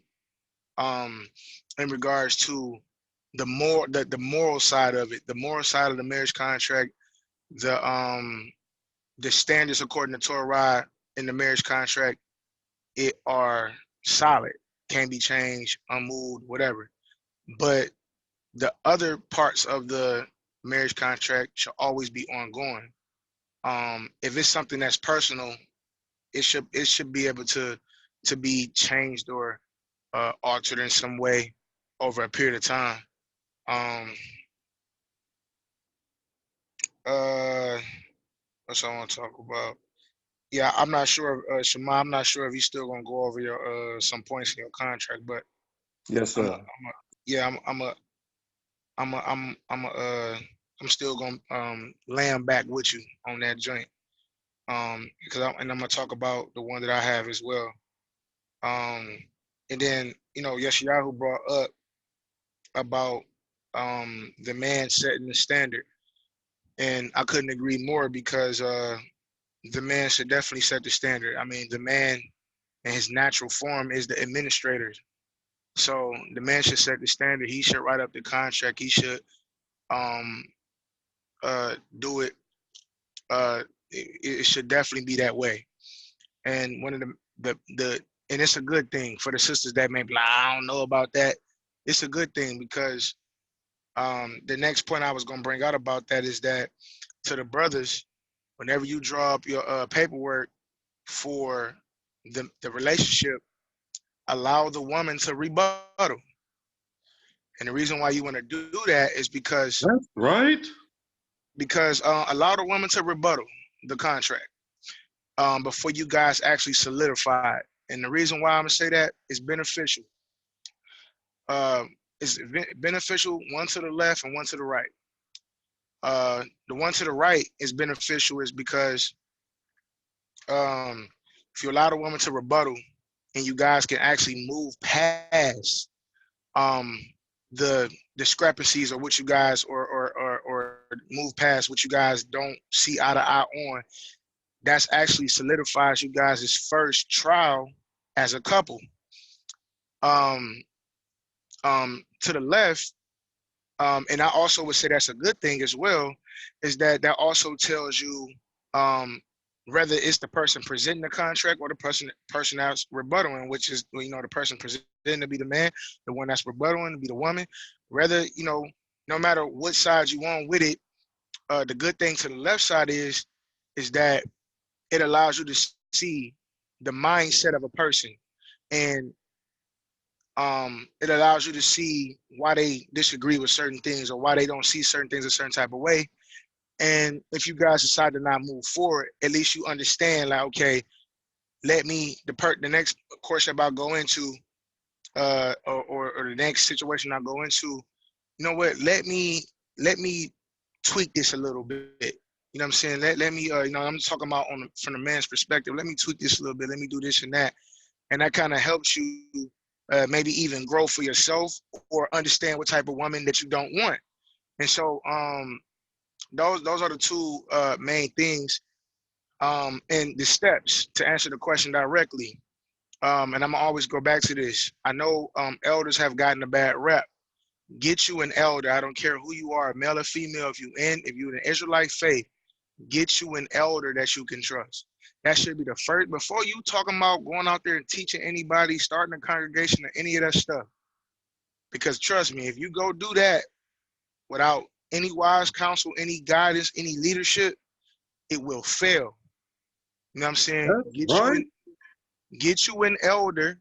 Don't think about nothing else. Before you get in a relationship, before you do anything, if you ain't already made a mistake and done it, get you an elder. That's step number one. And make sure that your elder got elders too. He got somebody that he answers to as well. You know what I'm saying? And try to get you multiple elders if you're blessed to be able to have some. Sure. The next step will be figure out the rules of engagement. Figure out, get with your elder or whatever, and you guys, and you know, if he already got a system like my elders, more recently. And as far as my contract goes, I had one already before he became my elder. He didn't know, but then when she started telling me about how he does it, then I explained to him what mine was about. And I understand everybody is not, that don't even look at the contract situation like that. So, and I'm gonna get to that in a second as far as addressing y'all side of the field. But he told me mine was too long. You know what I'm saying? And said that I should consolidate it. And so that's what I'm working on right now, which is why I don't have too many examples of mine, because I have not completed my consolidation. But for the people who this the first time you're, oh my gosh, contracts, I never thought about that. Get you an elder, figure out the rules of engagement, and play your part. Play your part, be integral. You know, work on yourself as you're being built up and receiving guidance and wisdom from those who have been here before you. Everything I'm talking about is righteousness. I'm not talking about, well, what about? No, I don't care about the what abouts, because I ain't talking about nobody that's what about. Okay, I'm talking about all righteousness. So, you know, find that, set that up, get that together, and then just go through the channels, the proper channels to get to where you need to go. Don't go out here and do things on your own, or whatever the case is. And then as far as a national thing, as far as legitimizing it, as far as a nation, and you know, and I'm not gonna go in detail because, you know, this is Chief Zebulon's project, but it's gonna have to be a governing. It's gonna have to be a governing body, you know, saying of Israel, to where we could you know, utilize that as a court system for ourselves, government administration and all that type of stuff, the bylaws and how we conduct ourselves nationally. And so to legitimize these things is on the smaller group sex side, and then the national side, we're gonna have to get elders involved. We're gonna have to get those who actually been in Israel for a while, who actually has a title that they that holds them accountable, brothers that are honorable, brothers who have done the right things consistently over a period of time. These are the brothers, the elders that we need to be going to select to come up under their wing, to be brought up so that we can reestablish the righteousness of what, so people could see what Israel is really about, because we're being laughed at right now. We looking bad out here. You know what I'm saying? And so that's what we should That's do. right. And let the elders and the heads that be come to a mutual understanding, as well as the mutual agreements and understanding of those who come up under their hand to legitimize what this contract is going to be about, whether on a national level or on a small sect level. So, you got, just like you got your branches of government. So, the branches of government in Israel will be yours. You have your personal, then you have your circle, and then you have the national. You know what I'm saying? So that will be legitimized by whoever your leaders are. And so at the end of the day, that's what you need to be doing, and kind of get out this shell. Is everybody gonna do me dirty type of stuff, because if that's the mindset you in, then something wrong with you. And I'm not saying that to be disrespectful. I'm saying something wrong with you in the sense that you have PTSD and you need to go get help, because if you can't overcome the things that you have been through, as far as the when you was in your down point, and the deleteriousness of how you came into this walk, you can't get over that and start to trust those who's doing the right thing. Then you need to fix that. You know what I'm saying? Before you start trying to do anything else, because again, that's a trigger. You know what I'm saying? And anytime you get around something that triggers that, you're gonna go off. And if you gotta try to establish your own establishment, it's gonna be a problem, and you're gonna ultimately end up tearing everything down. So, so I gave some pros and cons with that as well. So, if you have a problem putting yourself out there, to get back to that vulnerability, starting to trust people again, and establish something that's real for the people, for righteousness' sake, then step back for a minute and fix that. You know what I'm saying? Because other than that, you're going to end up creating the cancer, and it's going to start spreading. And then everybody going to get back into that mind state again. We have to get out of that mind state. You know what I'm saying? If you have that problem, fix that. And so I'm going to yield with that. Yep, very, very good points. And before we get ready to close out, because Shema mentioned his contract, and I had a chance to look at it yesterday, and I feel like I told Shaul, I feel like a proud auntie that he sent it to me. Hallelujah. Hallelujah. At least somebody read it. Right. Raul did it. No, man. Hey, man, you wrong, man. I'm playing. I looked into it, brother. Oh my goodness. Okay, I looked into it. This man said, "Look, read the contract." All right. So the only thing I wanted to say, just to the point about the being notarized, something as serious as marriage, obviously it needs to be, something needs to happen, needs to be some kind of structure that enforces it, like has already been said. But something as serious as marriage, I've been married, so I understand the benefits of marriage in the secular sense.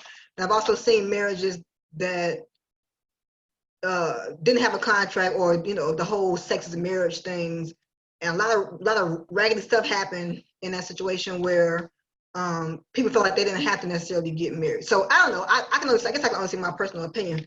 Until we have our Beit Din established, I would encourage everybody to go to the court. Like if you're going, it's cool to have and do both. I would say just do both. Have your marriage contract, because that's for you and your husband or wife to be explicit about what your intentions are and obligations are.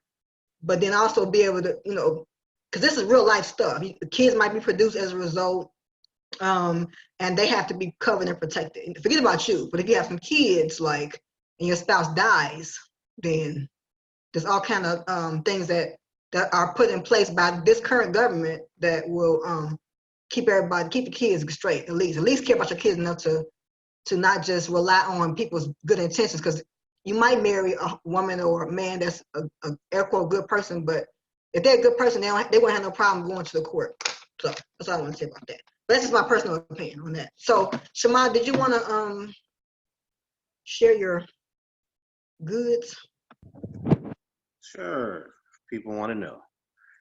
Before I do, I want to say I'm in agreement with her. In addition, I want to say that do both. Yeah, do both. I would say do both, especially if you're someone that's not studied up and that's not putting in that work, putting in that footwork that Chief Zeb be saying and Shaul be saying.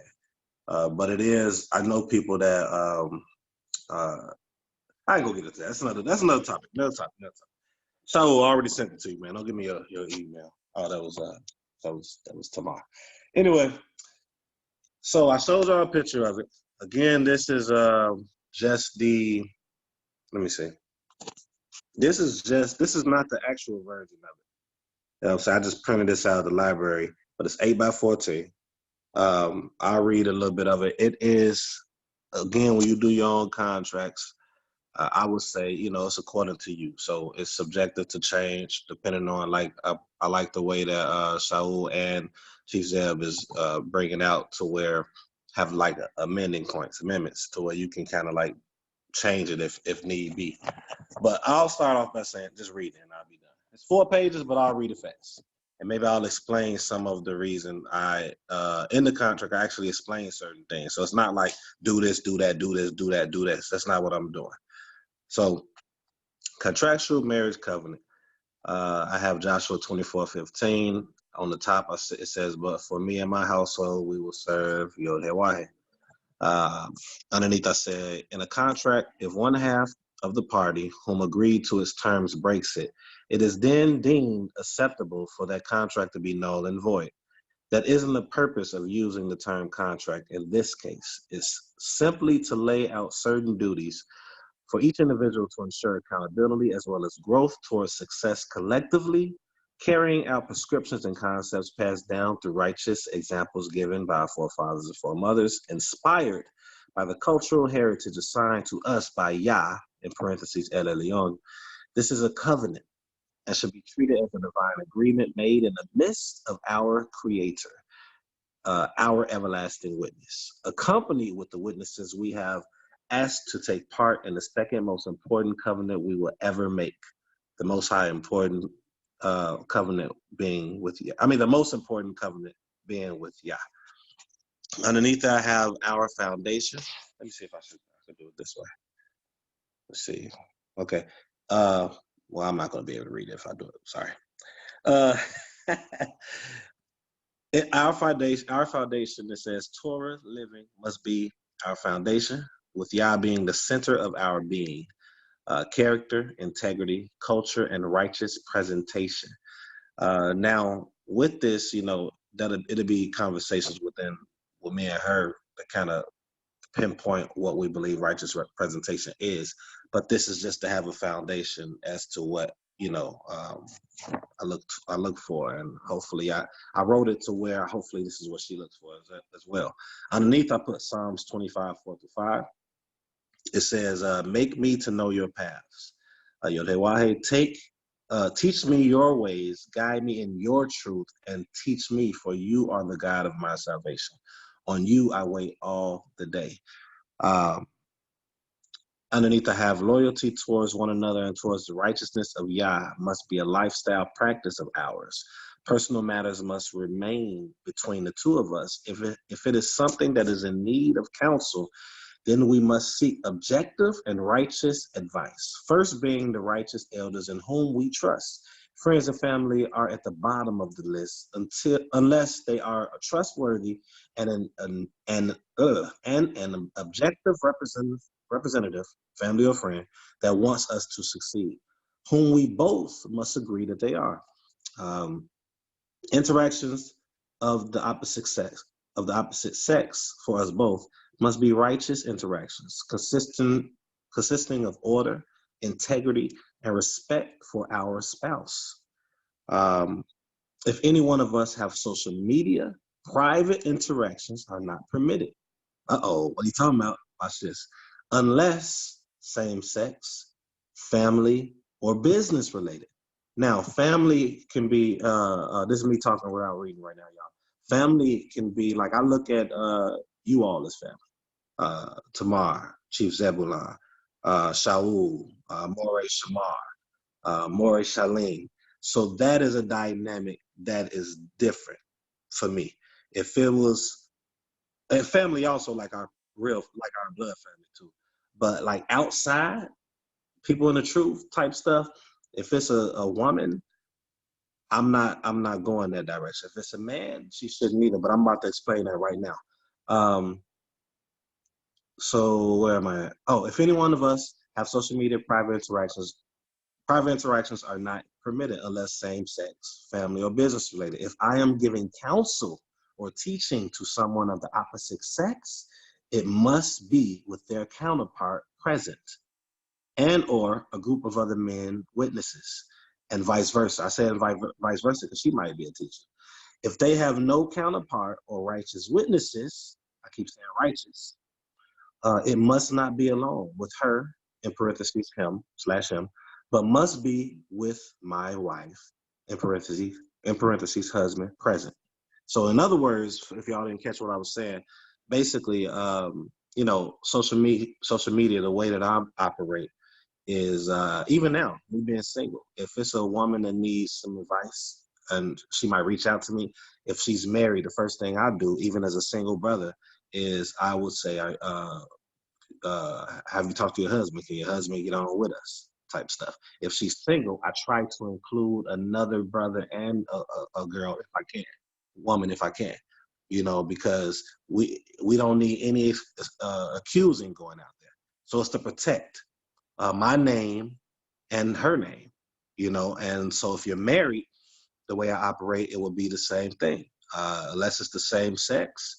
Unless it's the same sex and or the husband is present, I can't do nothing. I'm gonna have to either send it to my wife or send it to someone else, or have my wife present.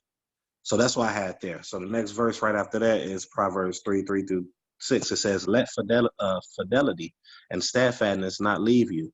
Now, mind you, I know this is speaking of the man, but I'm using this as a concept. Bind them about your throat, write them on the tablet of your mind, and you will find favor and approbation in the eyes of Elohim and man. Trust in Yah with all your heart and do not rely on your own understanding. In all your ways, acknowledge him and he will make your path smooth. I'm going to read fast to y'all, but hopefully you all do enjoy this so far. The next scripture I have, the next topic is Echad, one united. So what I'm about the first part that I talked about was the foundation. That was the foundation part, dealing with the loyalty aspect, being oneness, not inviting outside sources that can kind of, destroy us in a sense. Because I've dealt with people that in their marriage to where social media, talking on those type of platforms, has actually destroyed them. I've seen it. Yeah. So I don't want that to happen with us.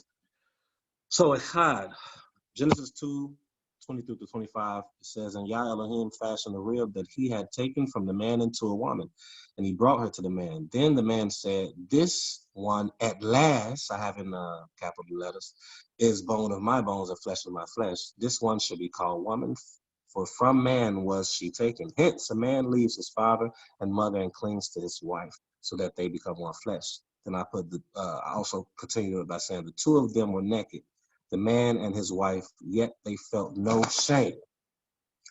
Then I go into saying, "You are to be my rib, and I am to cling to you. Although I am the protector of you, you also should be the protector of me. A rib protects the organs, which gives life to the body. When the rib is not functioning in the way that Yah has created it to, the organs are exposed to outside damaging sources, and the body in turn eventually dies. The nakedness described here in Genesis for us will represent us being vulnerable with one another, without shame, fulfilling the purpose that Yah El Elyon has prescribed for us." In capital letters, I put, "At last, we have both found who Yah has prepared for us. We must not take this gift given by Yah for granted. The gift being us, one to another. We will always communicate with one another about all things, even if we believe it to be good or bad. To help with our growth, we will have weekly and or monthly discussions of thoughts or concerns. presenting it in love and trust. These discussions in love and trust will help us. Now, mind you, I put discussions right here, right? These discussions in love and trust will help us to perfect what Tamara was talking about earlier, self-control when having disagreements and arguments. I separated those two because there's going to be times when we have disagreements and arguments, but the constant practicing of discussions monthly or weekly in love and trust can do what I'm about to say right here. This method can prevent it from being combative and insisting or assisting. Why did I say insisting? Tamara, you should have said something. You're the English person. I already told you what I thought yesterday. And assisting in being more progressive. If we look at one another in love and trust during these arguments, how we are to love and trust Yah, our respect in our presentation of these disagreements or arguments would be as it should be, kadosh, holy, set apart. Our arguments and disagreements will be different from what the world shows couples to be or how they act. You know, if we're looking at, and this means talking right now, y'all, I'm not reading. If we are looking at each other like we look at Yah, you know what I'm saying? I know that's, some people might not like me saying that, but if we have that type of respect towards each other, the way that we approach each other when we have disagreements or arguments, it won't be in a fashion of hatred or combativeness. Let me continue reading. We will never sleep in separate rooms or go to sleep angry at one another. The weekly and or monthly, I should have said, discussions of thoughts are in place to ensure that nothing is being bottled in, I should have said, with us personally, and also to create constant affirmations if there are no concerns. You know, so sometimes we might visit each other, y'all, you know, monthly, have these conversations, and we might not have any concerns, y'all. So now we're just talking about, we're giving affirmations towards each other at this point, you know. These discussions could just be discussions of praise, then hallelujah, as Chief said would say. I actually got that in the contract, y'all. I said this is also to create a platform, removing emotional disconnection. Now this part, I wonder what y'all gonna say. So removing emotional disconnection. Now this is the next thing I say. Making time for one another physically or sexually is something that should always be present. Refusing one another the gift of the most divine physical connection created and given by Yah to husband and wife is not permitted unless agreed upon. Menstrual cycle, exhaustion, and fasting are righteous and acceptable examples. I wonder if y'all agree with me on that. You know, then I put 1 Corinthians 7:4-5 in there. I'm with you, Op. I hear, yeah. I'm trying to be real, in this contract, I'm trying to be real mindful, you know, for the wife as well, you know. I'll be exhausted sometimes, but I might not want, you know. I told y'all my stance on that months ago. 1 Corinthians 7:4-5. For the wife does not have authority over her own body, but the husband does. Likewise, the husband does not have authority over his own body, but the wife does. Do not deprive one another, except perhaps by agreement for a limited time that you devote yourselves to prayer, but then come together again so that Satan may not tempt you because of your lack of self-control. Then I started speaking. This concept is one to be taken seriously. There are many reasons the author of this particular letter could have meant when this epistle was written, but self-control can be both from infidelity sense, or from a infidelity sense, or in infidelity sense, but also from an emotional sense. The feelings of the man and or wife are to be considered when either party refuses. Outside of an emotional and mental connection, this is physically the way we become one. Now, if y'all got children, cover their ears what I'm about to say. You know, when you are doing the act of this gift that Most High gave to us, you're literally going within each other. This is the closest. I didn't say this in the contract. I'm saying this to you all. This is besides emotional connection and mental connection. This is the most. This is the way we really truly become one. We're actually within each other. You know what I'm saying? So when I said, but self-control can be both from infidelity sense, but also from emotional sense, the feelings of the man and or wife are to be considered. I'm saying it because sometimes when people, when they are refused, they act out. They get immature. You know what I'm saying? And they might start acting out in that way to do these goofy things. That's why before I said this part right here, I made sure I tackled being connected. Because most women that I've spoke to, as far as this subject, states that outside of like sickness or menstruation or exhaustion or anything like that is due to emotional disconnect. So we got to tackle all of that first. That's why I put up in there. Now, my next topic, real quick. I'm almost done, y'all. Health and fitness. And I was real short in this, even though y'all know I personal training too. But health and fitness, this is a requirement for us both. I said, this isn't for an outward appearance, but for our bodies to function properly the way that it was intended to. Being actively balanced as well as balanced in what we are consuming. The fuel we take in as food can affect us long term. Strengthening ourselves not only spiritually, but physically as well assures a more complete body. I put a minimum of 3 days a week. Now, I didn't go into details of how, so me and her are talking about that. If she's not someone that enjoys working out, I'm not saying work out 7 days. I'm just talking about the things because I care about her body and her health and her living, for our future family. So hopefully y'all understand the purpose of me putting it in there. And I'm about to read scripture to show. Proverbs 31:17 says, she dresses herself with strength and makes her arms strong. Some might look at that differently. I know the other side of looking at it too, but I still put it in there. 1 Timothy 4:8 says, for while bodily training is of some value, godliness is of value in every way, as it holds promise for the present life and also for the life to come. The author of this letter, I said, in Timothy, is a great passage and concept displaying balance spiritually and physically. This journey we will go together. Now, this is the Shema financial commitment that I was telling you all about. I said this layout is in subjection to change according to any changes of income. I said I will save $300 monthly for us, in which $150 is not to be touched at all in a duration period at the very minimum of 20 years. So 150 of that 300 is going to be saved monthly and is not to be touched for the whole 20 years. The remaining 150 being saved monthly is permitted of being used. It will be savings for us in which it can be used for emergencies and or any family functions.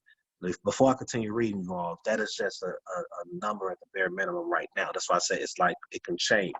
It can go higher, or it can go lower depending if something just dramatically happens, I say $50 will be saved monthly per child had between us.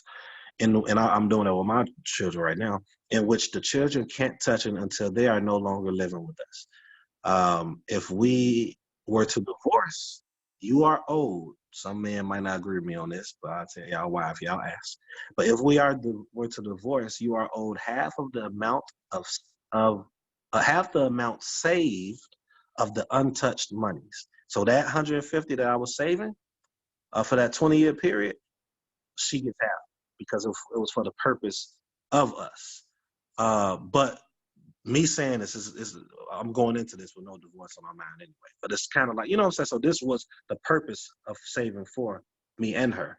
So she gets half of that. Sister Tamar asked me yesterday, can she add to this? Because I calculated 150 saved per month for about 20-year period could be somewhere like 30,000 or something. I don't know. Something around there, if I'm not mistaken. Or 300 will be. So if she was actually it could be more. We have $60,000, $70,000 saved by the 20 years from now. That'll be about 60 years old. We still be young. We can do stuff. The children gone. This is just for us. I said unless it is an act of infidelity on her part. So if it's infidelity, she ain't getting nothing. The money set aside for children are to remain with me for them at the proper age. So if we get divorced, that money that I was putting aside, $50 a month, stays with me until they get older. So then I say this financial commitment is outside of providing for the home in general. but it's something in place to add towards futuristic security for all that I am the head of. So this is not like my only financial commitment, y'all. I'm still taking care of the household. I'm still paying the rent or whatever. I'm doing that. But this is just something just for futuristic type stuff, like your 401k type thing. Almost done, y'all. This is the last thing that I say. Contractual marriage covenant summarized is this contractual marriage covenant is to lay a foundational prescription that will ensure the success of our family if carried out. So if this is carried out properly, it can ensure the success of it. The foundation of every home is the man and woman. If those two are not unbreakable, then the family structure crumbles. We must execute our roles that were prescribed by Yah in order to have a marriage that is ordained by and through Yah. A marriage that is kadosh. This means we will come first in our family, even before our children. And I'm about to read. I got one last paragraph, and I'm done, y'all. So when I say before our children, I ain't talking about somebody come, they pull a gun out. I'm jumping in front of them. I'm getting shot. For those that's not understanding it. I say when you are on the airplane, the first thing they tell you to do in case of a malfunction during the flight of the plane is to put the mask on your face, the parents, first before the child. The reason being is to secure you two first so that you can better protect your children. If we as the parents aren't secure first, then we will not be able to protect our children. The same concept applies with husband and wife. Outside of Yah, we will put ourselves first in order to maintain order and structure for our family. Then I put righteous humor and truth. I got a picture of it saying God's umbrella of protection, God, husband, wife. And I got underneath, I have the lines for the signature of the witnesses. Now, before I'm done, I just want to say this last part. When I say put us first, those that's listening, hopefully still people on Facebook listening, I want you all to really pay attention to this. When I say if we don't put ourselves first, we can't protect our children. Some people might say, well, shoot, I'm single. I am protecting my children. Unless you are widowed, this does not apply to you. But those that's like divorced, so never was married and single mom and or single father, you're doing great. Hallelujah for the Most High, letting you and allowing you to continue to be there for your children. But here's the issue, and this is how I feel about my own children right now. The protection is not full because now we have put them in society to where they don't have a true example of a father and a mother being successful together, showing them the ropes so they can learn to do it too. So when I say the protection, us putting each other's first is doing everything possible we need to do, every and anything possible in order for us to remain together. Because if we remain together, the chances of the children truly succeeding in this society is greater than if they are in a single family home. Now, that isn't to say that it's not possible and it won't happen. That's not what I'm saying. So hopefully this is taken well. But that is the whole goal in what I was saying. That was a whole goal. And that's it, y'all. All right, here's my land back. Because Shemaiah's contract I think is dope. You know what I'm saying? But this is what I want to say in a general way. To enhance what Shemaiah is saying about the contract that he wrote. Wrote out and did all that work to type up. It's important that that the brothers do that. And the reason why is because, as you can see, everything that he's reading is his vision as a man in regards to a marriage. When you talk about marriage, you're talking about the art of becoming one. And a lot of people out here are married in terms of they made a vow, but they are not one. And so any woman and this is the reason why the man should do it. And this is what's good about what Shemaiah is bringing out. Because now what that does is that puts the woman in a certain position, you know what I'm saying, to make a decision that, okay, this is this man's vision, and this is what I'm enhancing and managing. Because you guys talked about managing last week. And so, but like I still put out, try to give, encourage brothers to always let the woman rebuttal certain things just to see where her mind is at, so you guys can come to some equilibrium, and come to the center of the table with things. That way, there's the order established. Because again, if you look at the contract, there's a picture on there that says God, the husband, and the wife. And so that's the order that has to be followed constantly. It doesn't really matter how you feel or how you want to go about it. That is Shemaiah's vision. That's his birthright. That's what he was given by Yah. And so the woman has to make a decision as to whether or not she wants to be a part of that vision or wants to enhance or manage that vision. It's not a big deal. But I just wanted to say that because, again, it isn't really too much I could say about it anyway, because, yeah, that's the picture right there. And that, it has to be a chain of command and order in the household. But at the same time, there has to be understanding and reason and rationale and logic in terms of everybody getting what they need in the marriage, in the relationship, in the art of becoming one all together. And so that's my enhancement or laying back on what Shemaiah was saying. And I think he did a good job of writing it down.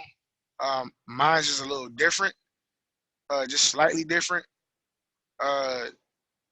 And just to bring out some of the points is that, like, he has the sex thing in there saying that basically, unless we agree upon it or whatever, I don't have that. You know what I'm saying? And I don't think there's anything wrong with having it or not having it. But I think that's a good idea for him because he knows what type of person he is. And so I'm just bringing out that point to say that when you read that, you know what I'm saying, in the contract, then okay, this is this brother's mindset. This is what he's seen. You know what I'm saying? Yeah, it's crystal clear. It's straight to the point, and you get to understand whether or not you want to deal with that or not. And so it's, I think that because I know Yashiyahu said he had one as well, and we probably should revisit this topic as far as going over certain things so that we can kind of see what everybody is thinking and what, kind of giving examples to the audience as to what they can do and the ideas they can use if they want to draw their own up. You know what I'm saying? If they don't really know where to start or how to go about it. And so, yeah, that's basically it. I ain't gonna talk no more, but I just wanted to say something on the brother contract. I think it's dope. It's fire. I appreciate it, man. I want to say something real quick, just for the listeners, man. I know the people on here know me a little more than you all, so I just want to say and I liked how Sister Tamara just in the chat just put the health and fitness. For those looking in, I hope that you don't look at me speaking of the sex and the health and fitness as something. And if you do, that's okay. It's what I see. When I was dealing with people, not dealing, that sounds so bad, but when people come to me, different things that they were speaking of, going through with their relationships and their failures, this and that. Even with my parents at one point, well, my stepfather and my mom, which are divorced, it's a lot of things. So I put those two in. A lot of times I've heard people talk about, well, he doesn't let himself go, she doesn't let herself go, or this and that. But that wasn't talked about in the beginning. I don't really want it because I want him to have a 6-pack or an 8-pack. I just want it because I want him to live. I don't want it because I want her to really work on her buns or this and that. I just want it because she has her hip is out of place, or she has a problem when she walks up the stairs. And this is why I put that in there. And then when you're working out together, it brings a sense of camaraderie, because when your children are gone, it's people that get divorced and wait till their children are gone. Why? Because they don't really have a lot of things in common. Aside from business is a great one, but what about working out together? Having fun together, growing together, getting accomplishing certain goals. Your VO2 max suck. Both of y'all suck when y'all walking up the stairs, y'all breathing like crazy, but now y'all can sit up here and run a mile together. As for the sex one I put out, y'all, I'm going to stay firm on that. You know what I'm saying? And I understand why the writer in Timothy said, I mean, Corinthians, was it Corinthians? In Corinthians said that. You know what I'm saying? Because I've heard so many stories. I cannot allow that. I'm not saying let's go every day, you all. You know, I just want you all to know that. I'm not trying to defend myself, but I need you all to know I believe that I put those in there strategically because of what I've seen, what I've heard when people brought their problems and issues to me, what I've experienced as a child, even watching my mom and my stepfather. I've seen disconnection in the family. My stepfather had a freaking 8-pack. You know what I'm saying? Not saying people gotta have an 8-pack, but then the man belly is 35 inches away from him, or something. You know, like 40 inches away. And I've heard how my mama spoke about him. You know what I'm saying? You got to hear me out on that. I've heard it's like, well, she shouldn't be thick. No, bruh, that's just a natural human thing. But if they worked out together, if they looked at, if they focused and really wanted success as far as that for themselves in their life, because that's part of life. You could die tomorrow and get hit by a bus. I get that. But some people, they're having diabetes and all this other stuff due to what they're eating and stuff like that. So with that, I yield. I just wanted to expound on that for those that's listening. I don't want you all to think that, again, the contract is for us both. That's why I think, I didn't even go into as far as when I say 3 times a week, what exactly it is. You know what I'm saying? I'm not saying like crazy working out, but just stuff like Ben Ami. Ben Ami, if y'all know anything about Ben Ami, he makes it's mandatory for them to work out. Chief Zell, how many days did he mandatory make them do it? And all they doing is walking, but walking up a hill though is hard. And they do other stuff, but how many days did he make them do it, Chief? If you remember, I would have to check their manual again, but if I recall, it's at least 4 days a week. Right. It could be 5. One thing's for sure, it's not 7. That's for sure. Right. But anything short of that, yeah, they're very big on it, and it's not even up for debate. If you're not into working out, you're probably going to have to leave the community. They're not even going to tolerate it. So right. And their approach is not to look like a bodybuilder, y'all. So I just needed to let that be known. That's for right. them that might be listening and be like, man, well, is it really about? It's not. But I mean, they wasn't no bodybuilders, but that man was lively at his age. Anybody that knows who Ben Ami is, he was lively, moving. I got a grandma. This is the last thing I'm gonna say. I'm sorry, y'all. I got an auntie and a grandma. They in their 70s. You know what I'm saying? Close to 80, and they have a hard time moving. But then I see some of these white people, 75, 85 years old, jogging. But they live it. So it's like we just need health is huge in our community, y'all. And I want to do a show about that. Health, we disregard it. We disregard working out and what we eat. We do not care. So in my contract, in my home, we're going to do that at the very least 3 times a week together. And with that, I yield. Yeah, and I want to. Man. Yeah. So I'm glad you brought up all that. I will say too that